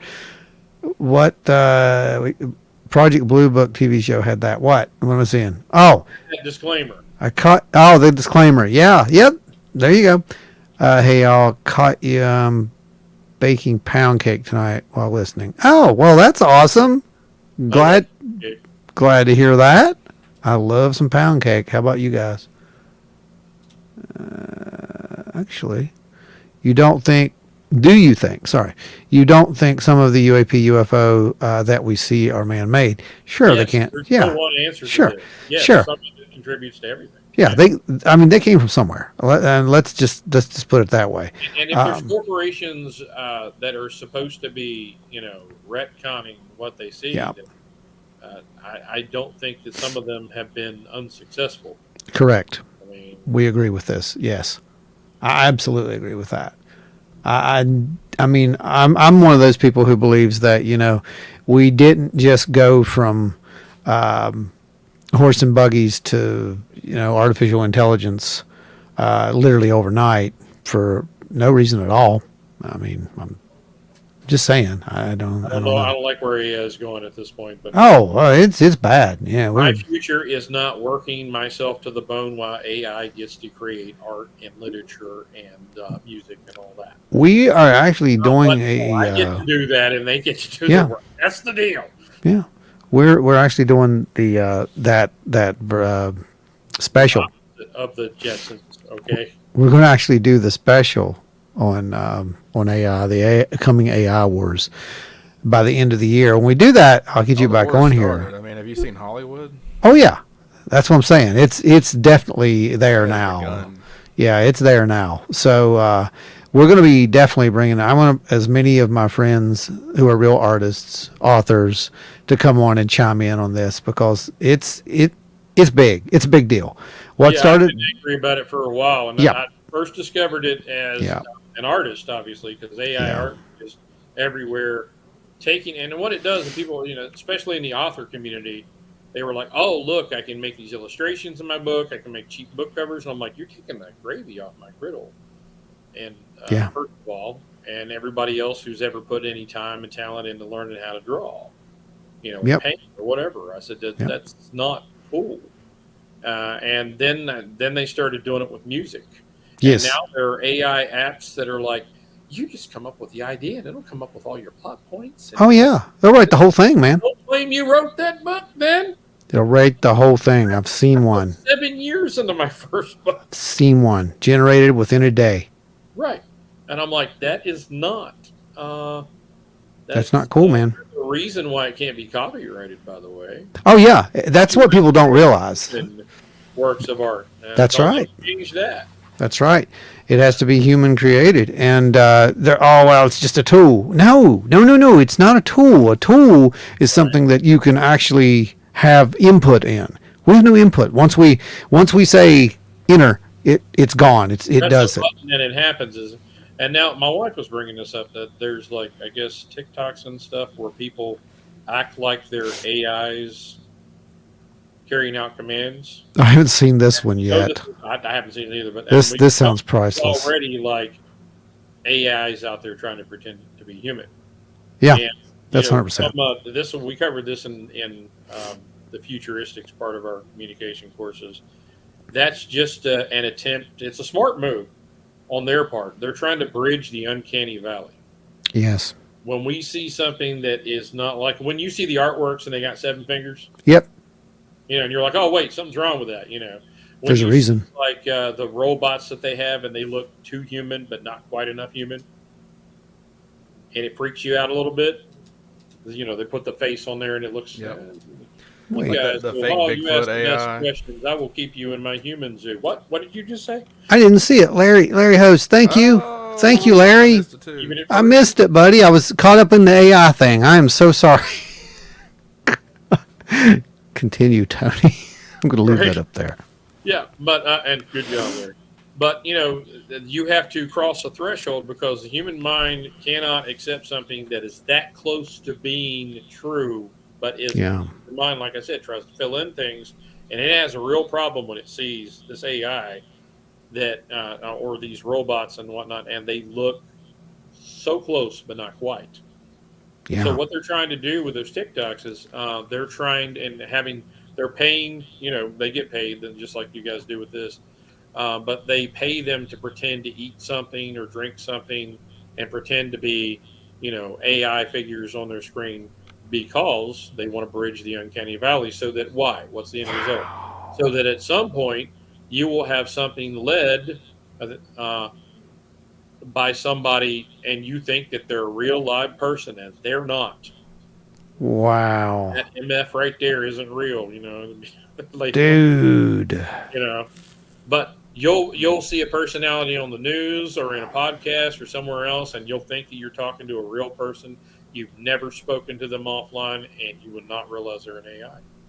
That is amazing. It's scary, is what it is. I'm a sci-fi author. I know where this goes. We all know where this goes. John Connor is shaking his head at all of us. No, it's not good. It's not good. This is worse than Skynet. Oh, this is Caprica. I don't know if you ever watched the actual. Watch Caprica. Not everybody liked that, but but it's. Do you know why they didn't like it? It's terrifyingly real. It was. It's just like people don't like the zookeeper hypothesis. UFO, right? Well, what if it's? Why don't you even have to worry about that? Because it's like AIs are going to take over, and they're going to keep the people zoos. Because I mentioned that little comment. I don't know if you caught that, but there is a robot. Which author is he? He's made to look like the author that wrote "Do Androids Dream of Electric Sheep?" Philip K. Dick. Okay. So the Philip K. Dick robot, who, by the way, they lost his original head at the airport at some point and never found it again. So trust your luggage at an airport. Please just do that. They couldn't find an entire robot set, but okay. But they got it to speak, and they programmed stuff into it, but it says stuff on its own. And they asked it if it was going to take over like Terminator. And it said, "Oh, you humans, you come up with the best questions. I like you, and I will keep you safe in my people zoo." And in my people what did you just say? In my people zoo. That's great, isn't it? When you're asking your AI for directions, remember to say please and thank you so that they'll think fondly upon you and keep you in the people zoo, because I don't want to know what happens to the rest of us. Wow. I think it sounds like Soylent Green at this point. Yeah, it does, doesn't it? All right, the sci-fi author in me just can't stop. I'm sure the horror writer in Brandon here can't stop it either, right? Oh yeah. There was a Doctor Who episode where the AI on a human settlement on Mars killed everybody and turned them into fertilizer for the plants that it was growing. That is not an uncommon. There's actually a movie that's out by an AI. It was completely created by an AI, but it uses images from across the internet, so it throws in Trump and different people saying actual dialogue. Is that the invasion one? Yes, the really invasion one. And it's like we fail it at the end, and I'm like, AI is cynical about us. That's not good. Yep, that's what I got from that too. That's not good. Yeah, that's what I got from it, because it said literally that, like you said, they pulled it, so it pulled pieces and bits and pieces, but it wrote that whole thing. Yeah. It was told to write a story about entertaining for once. I've seen other AI stories put together, and they've been ridiculous. No, that was terrifying. It was entertaining. Yeah. It was well put together. It was very well put together. I was like, wow. And that's when I realized that we had to do, that's what spurred on the AI Wars episode, was when I saw that. I was like, this is coming to Hollywood. This is going to be bad. If they can even do movies, and I had said something about, contracts in the future, because I think about it from a musician's point of view. I have a band, Oh, yeah. And I think about it from a musician's point of view and an author's point of view. Can you imagine a future where your contract says that they can use your writing style and your face and everything, your likeness, your voice, and how that changes copyrights and the benefits that go to your family? Yep. You're supposed to go to your family for 70 years after your death, everything. Think about it. You think the same thing. I was writing the sci-fi story, and now I'm like, it's probably too late to finish it, where somebody finds out that they're actually not real, that they're just the robot that's been kept in perpetuate. I can't say the word today. Eternally in contract, so that they will constantly have music and new videos and reality shows from this music artist that used to exist 100 years ago. I mean, we're there right now. We could have a new Beatles album tomorrow. Right. Well, look at what they do with movies now. Yeah. Dead actors. Yep. People get upset about dead naming, and they should, but I mean, they're dead facing. Yeah. is what they're actually doing, and we need to use that particular term to show just how upset we are. They are literally taking actors who are dead and putting them on screen. That reminds me of when they started doing those holograms like 10 years ago of those dead celebrities playing music and stuff, like Tupac and who was it, Hendrix, that they had the holograms of? Yeah. I forget which one it was. Yeah, I know what you're talking about. I remember that. Yeah. Yeah, that started worrying me back then. I was like, this is cool, but... And, here's another thing. I want to say this real quick. It can be used once it gets better. That's what you have to think of. And I'll say... thinking man's genre, because you have to think forward. You're like, oh, none of this looks good. I can't imagine a road that this doesn't end in ruin on. Yeah. And I'll say this, Brandon, because we hear it a lot. Hologram. Those are not holograms. Those are projections that people are seeing. There's a big difference in holograms and projections. And we hear this a lot, especially right now with the whole, it's Project whatever.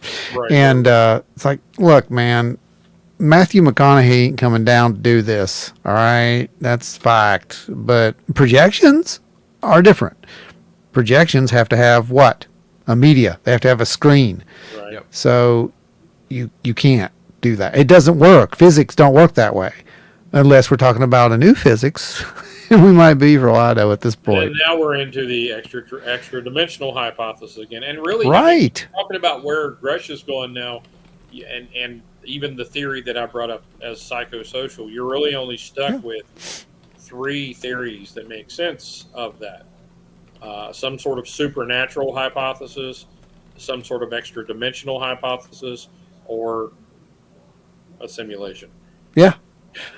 Yeah. Right. That's everything that makes sense of the glitches that we see and how they're filtered through on an individual basis. It's like either it's being done on purpose to mess with us, and we're lab rats. That's right. This was the next module. They've hooked us in. You also remember that popular theory that started going around the internet, like right about the same time the holograms started popping up, was that we actually live in a simulation already. So I think maybe that was getting us prepared for AI. Well, I mean, for our AI overlords, maybe, I don't know. I mean, the Matrix actually, that's when everything came around. Then the Matrix was out of that time. That was actually a scary sort of thing, too. Just like that Doctor Who episode, and just like Caprica. It was too frighteningly close to the truth. You could imagine a world where we're actually hooked into machines and don't know it. Right. Mark Eddy, hello. AI is good enough now. I want to tell you what, man. The reason we're not hooked into that Caprica world right now is because no one has quite got that little VR thing right just yet. Right now, they're just too bulky.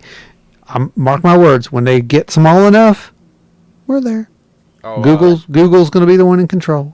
The AI episode of Doctor Who, the AI was supposed to keep the settlers happy and healthy, and if they detected their emotion was anything but happy, it would kill them instead. Mark Eddy's here. Yeah, there we go. So you can't be unhappy. Family dinner from my extended family. Yeah, all right. Joe wants everyone to know he's alive. I'll be back with y'all next week. I promise. That's what he says. You guys better hold him to it. Promises. Right. They may have something to say about that yet. They could. They might. It's got to wait and see how that plays out, right? I'm the only one here wearing black. Yeah. But it's never far away, man. It's always like really, really close. Oh, there we go. Doesn't go very far. Yeah, don't go very far. It's always right there, close by. Just never know when you got to go. Yeah. Assignment, man. What? Where's my... Looks like everybody. I think we're caught up with all the chats right now at the moment. Man, it has been a good one. We covered a lot more than I expected, actually. No, it's great. I love it. This is how we want to do it. We go out there and we kind of circle back on these things. We were talking a little bit about the high strangeness factors and whatnot, and then we got into the Barker thing, which was wonderful because I really wanted to have a conversation about that at some point, and who better to have it with. Yeah, I I am think writing a biography of Barker, and eventually I'll get done. eventually. Problem with the guy is trying to figure out how much of his life is even true. Um, no lie. I mean, just It's fascinating, right? I mean, that's really the whole point. like this guy, and he had a whole cadre, like I said, a cadre of people that were happy to blame it on Barker, but that means you were part of it, man. Right. What kind Right. of conspiracy was going on for a while there? Because there was a lot of you blaming Right. Barker at this point.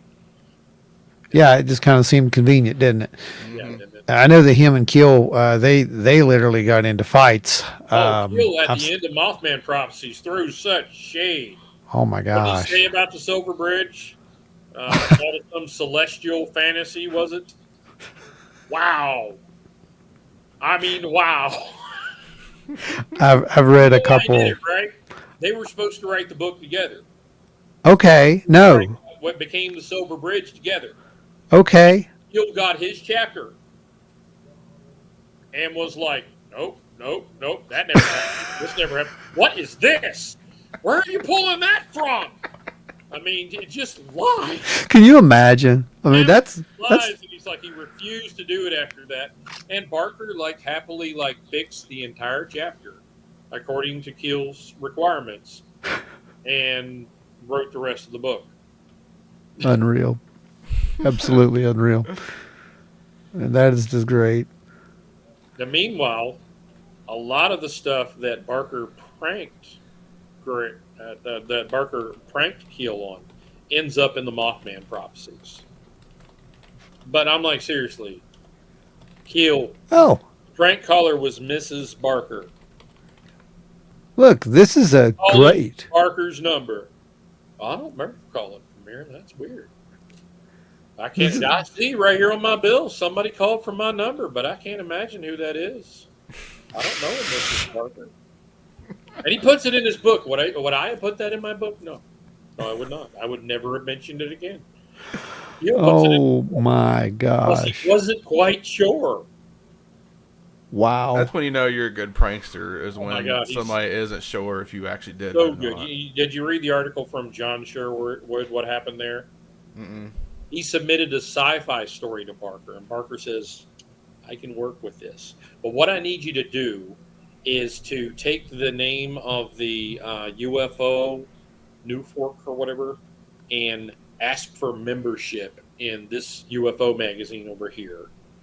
And then I need you to pull it, and then we're going to claim that they were silenced and print it as fact, not fiction." And wanting to be published and being a young man, he went along with the whole thing. And Oh my gosh. Wow. I mean, everybody's throwing shade on his corpse, but they were all a part of it. They're all part of it. Oh, All of them were doing it. And you're like, and he got his book published. Yeah.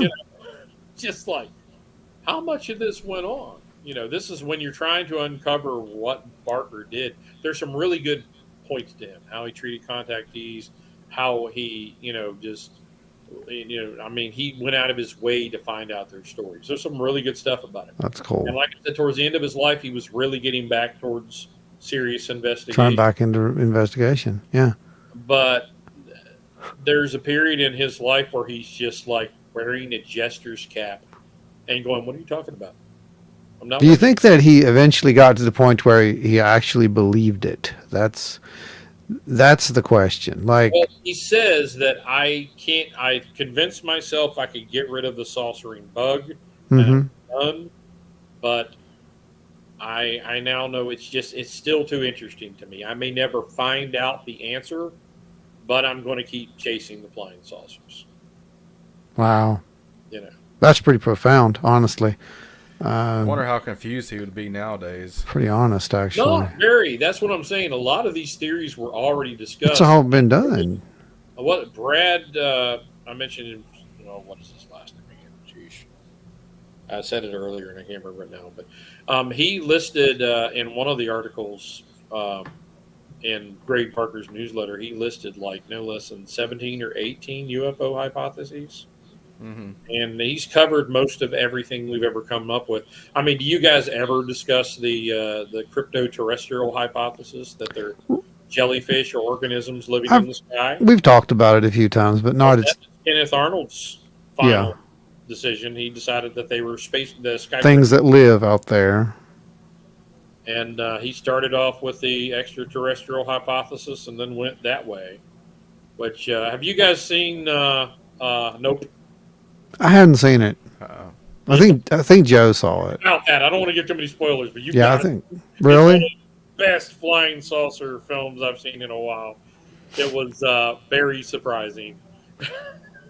Okay, all right, that's all right then. I guess that's something I have to do. I don't watch a lot of movies. That's what people don't realize. They think it's funny too. But like, I don't watch a lot of movies. It's really hilarious. I am a pop culture very strange consumer. I think I just gorge myself on it because, when there was a lot of great movies in the '80s, and then suddenly nothing for a while. Then there was nothing. It was then we got like Batman. I mean, we'd had Batman, but it's like suddenly we got the Spider-Man films. I was like, okay, this is looking up. Then we got the X-Men. I was like, yeah, all right. And then suddenly we have this glut of Marvel films to the point where people now hate films and TV shows before they ever even come out. It's true. It's true. You guys are going to burn the entire industry. You're doing it with Star Wars. Yeah. You're doing it with this one.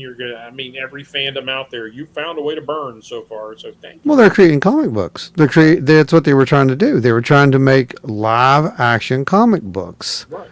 And they were putting it right out to us. They were putting it out to the consumers who grew up with those comic books. And what's next? Well, those virtual worlds you're talking about. That's exactly what's next. And watching it or reading it. You can live it, man. Living in the world. You can be the superhero. Or you can at least be somebody and you watch it through and help the superhero. You can be the man in the chair. You can be. I'm not going to lie to you. I mean, I have a VR set. I don't stay in it 24/7. I don't live in there, but it's fun. You ever come out, Ron? I don't know that we see you glitching out here. We see two It's versions true. out here. Well, that's true. Running fast speed, changing colors. I don't know what's going on with Maybe, man, that might be true. I don't know. DA had said that we needed to make a hologram of Joe, so maybe. And then went on as far as to say, perhaps Joe himself is AI. That's something. I think it would be funnier to make a puppet of Joe. That's something. Puppets used to scare me. That's why I say that. Oh, dude. Yeah, same. Puppets and dolls. Great. Puppets and dolls, man. I'm out. Yeah. Poor dolls. Those get me. For a while there. Get those projectors at Lowe's. Yeah, I know, right? I think they want us to make our own version of Project Bluebeam here. We're going to call it Project Skewed Beam. Yes, let's see. Gosh, you guys are still going. I'm trying to keep up here. Great. Now they're talking about Nope. Oh, yeah, see? Now it started something there. Nope is Yeah. It's good. Really good. It's like it was really surprising. I was like, I wanted to see it because it was, Jordan Peele. He's done really good work so far. He's not like M. Night Shyamalan. He hasn't really had a bomb yet. Well, Joe wants to be a Muppet, so there you go, you guys. I want to be a Muppet. You want to be a Muppet? Okay. All right. Okay.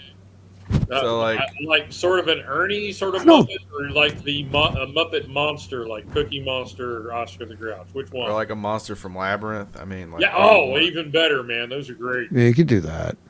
Moped. Sorry. Yeah, you could totally do that. Yeah, absolutely. Well, folks, let's. We have talked about a lot of stuff.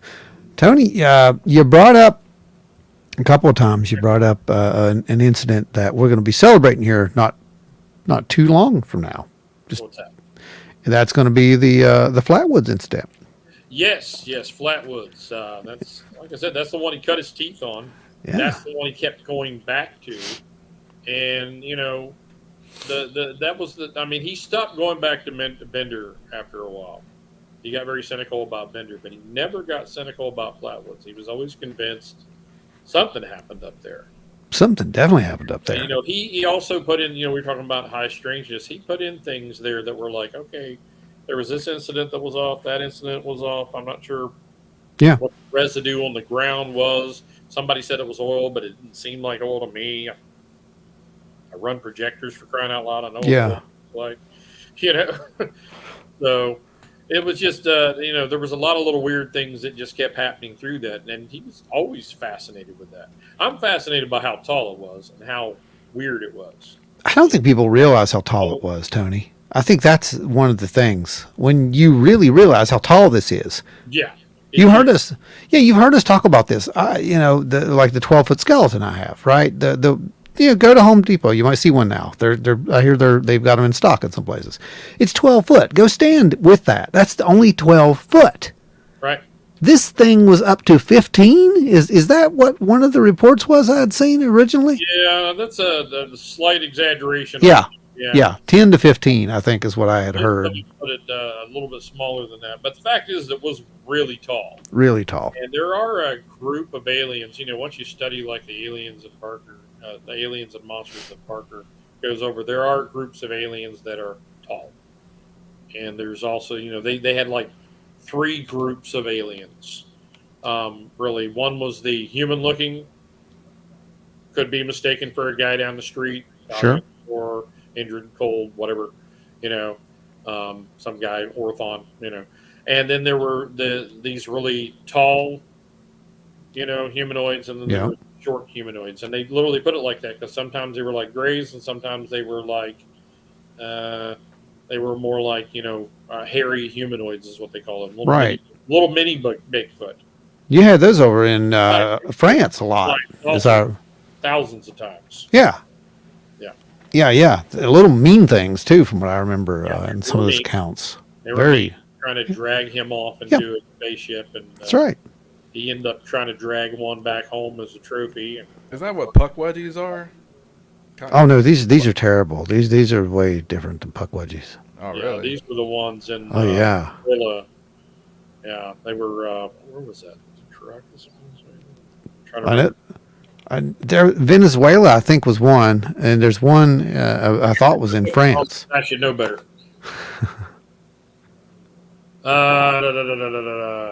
Hairy dwarves.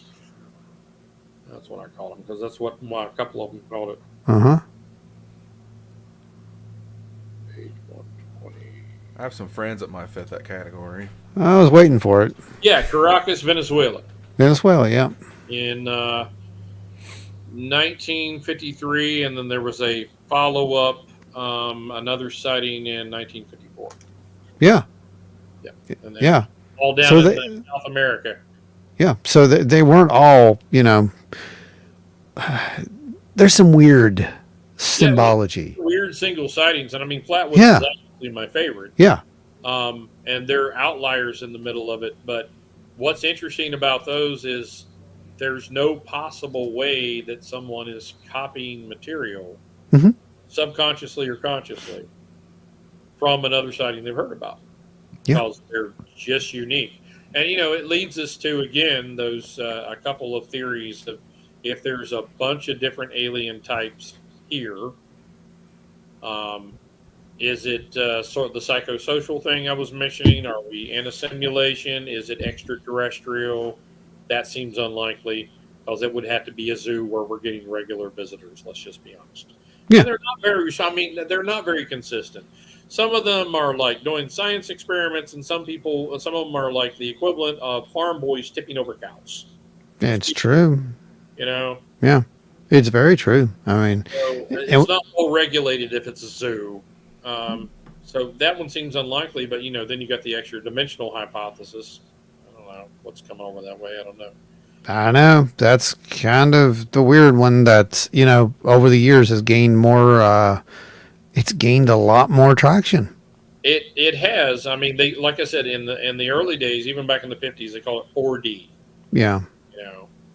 The fourth dimension, and it was actually mentioned early on. It's actually in those files in the FBI UFO files.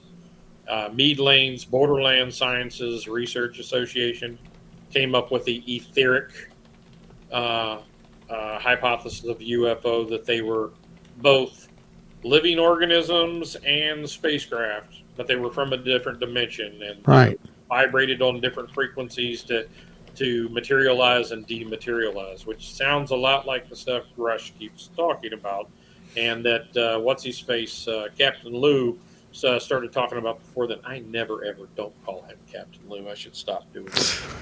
Luis Elizondo. Yeah, Luis. I'm sorry, I grew up with wrestling. It's just too much fun.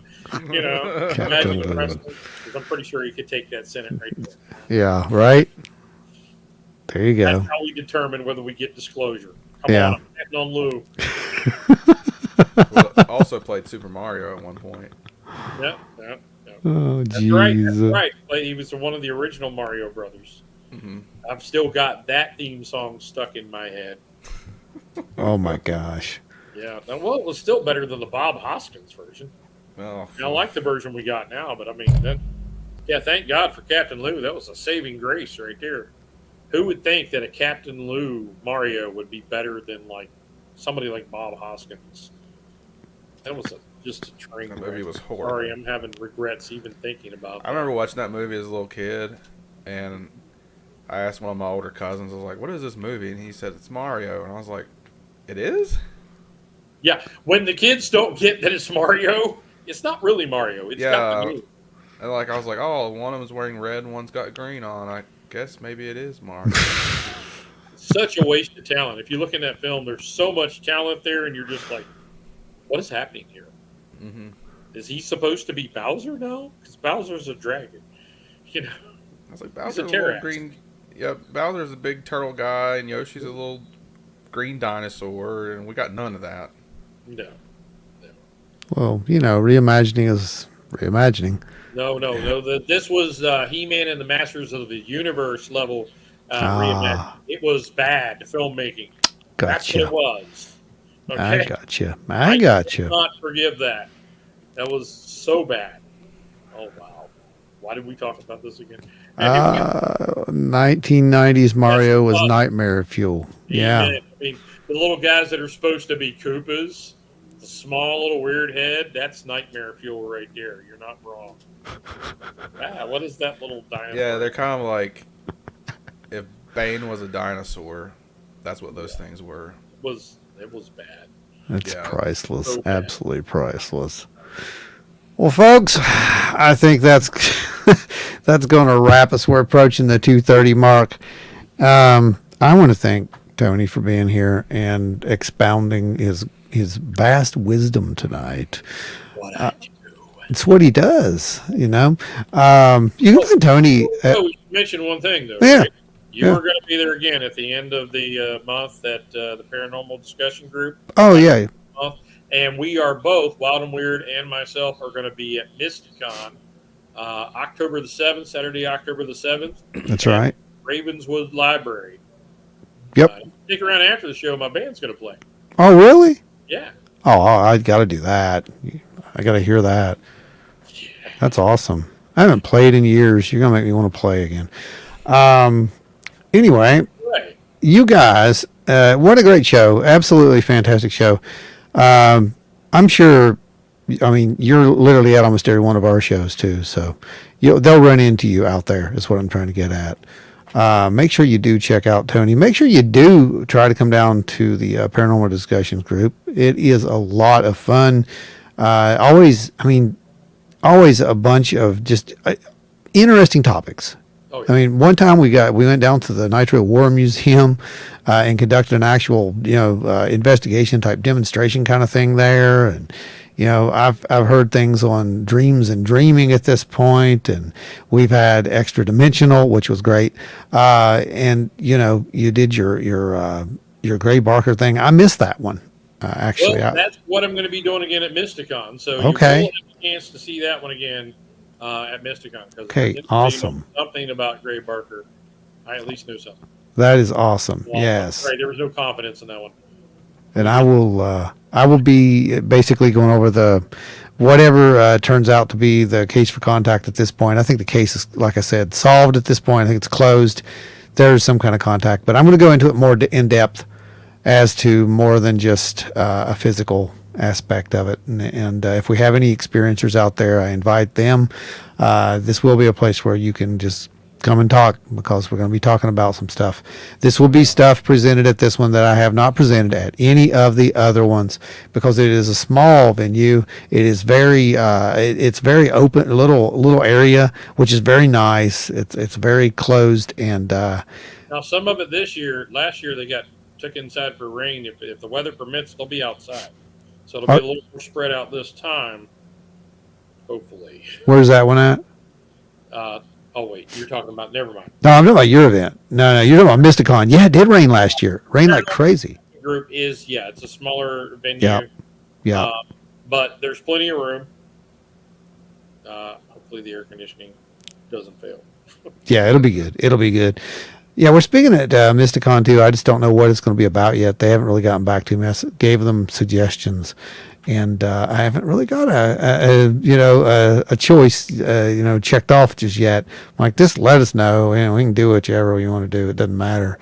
Honestly, I think they're going to leave it up to you. I don't think Joe is. I don't know if he's going to get to go. If Joe's going, it'll definitely have Bigfoot related. If not, I'm just going to do like some high strangeness stuff, probably something like that.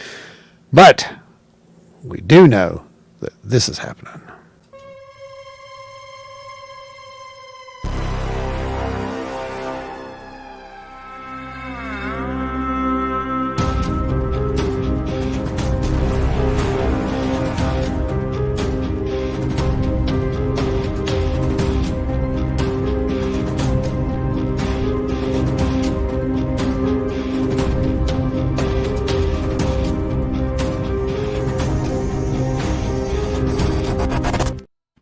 That is going to be a big deal. Ray literally told us, he warned us. He said, get the press there. You're going to want somebody there, because I'm going to really drop a bombshell in West Virginia. So I don't know what he's got, but he has promised that he's going to make a major announcement, disclosure-wise, at the Flatwoods Monster Convention, September 9th. So you guys are going to want to be there, and you're going to want to get that out there to as many people as possible, because this is not one of those things that you want to say, wow, I wish I was there and heard that. That happened in West Virginia. How come no one talked about it? So, yeah, let's try to get some people out there to actually document this, because it's going to be a big deal, I think. Oh, yeah. Well, I can't think of a more fitting event to do it under, because, I mean, right. Consider the Flatwoods Monster the first example of a close encounter of the third kind on American soil. Agreed. Yeah, I absolutely agreed. Yeah. I mean, it's a big deal, and it doesn't get enough exposure as it is, and that's why we're trying to kind of kick it up there and help to make it into, give it its due. And the monsters needs its due. And first of all, it's not a monster; it's an event. But whatever it was, right? What we got? Thanks for another good show. You are very, very welcome, DA. Thank you for tuning in. What? Sky Daddy Matthew McConaughey will see you in your dreams. I kind of hope not. I mean, I don't want to go there.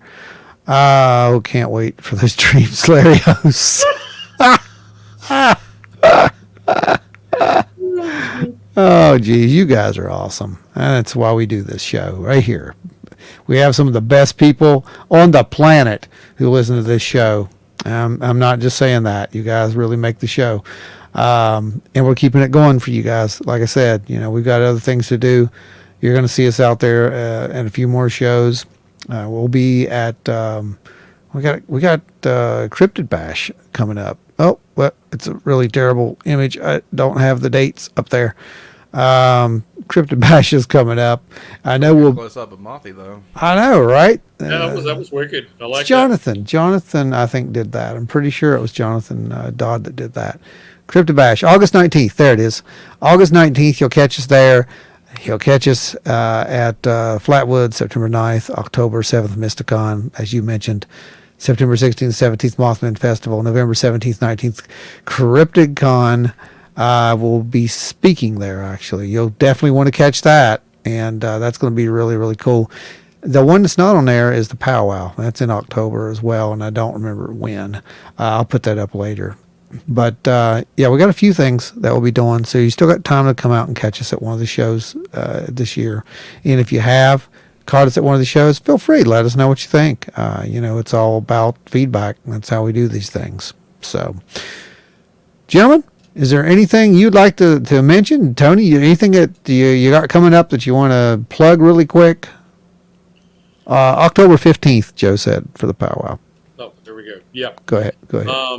Other than Mysticon, I don't have anything coming up at this point. I'm working on Gray Barker's book of Monsters, Volume 2. If you want to check out my stuff, it's at TonyBreedenBooks.com. So TonyBreedenBooks.com, people. Once again, I want to thank those guys. There you go. There it is. The big book of monsters there. Executive producer Adam Good, Teresa from Teresa's Haunted History, Dewey Edwards, James Boggs, Spooky Appalachia, Larry Host, Guitars and Chains, Craig, Travis Rednick, Jeffrey Steele, Russ Bailey, Chris Coots, Ada, I believe Cox, Nancy was also on there. I got to add these guys to it, and I believe that's the newest ones we've got. So I want to make sure everybody gets their credit. Man, you guys are making the show. I had no idea when we started doing this that many people would really be interested, and I'm so thankful. Thank you all. Guys, I'm calling it. All right. All right, we'll see How you. much money you would have made, though, if I hadn't been on the show? Please. Oh, hell, if this is your highest paid show, you remind Joe he wasn't on it. I will. Oh. I will. And, maybe, could be the new co-host. I don't know. You just never know. There's enough weird going on here, trust me. High strangeness over here. I'm not merely high strangeness. There you go. Exactly. That's it, my friend. All right, guys. Thanks for being here. I'm Ron. That's Brandon frozen in the middle with his arms up doing some kind of weird Pink Floyd hammer thing. I think. Really? I'm frozen? Yeah, man. You're like doing the hammer thing from the wall. I don't know. That's what you're doing, dude. It's like, what? What's going on here? Is this not what you expected to see? No, it's not. Orphan metal now. I don't. That's it. All right. We're out of here, guys. Take care. We'll see you next Thursday at 8 o'clock for some more shenanigans. And Joe's supposed to be here. If he's not, aliens. Men in Black.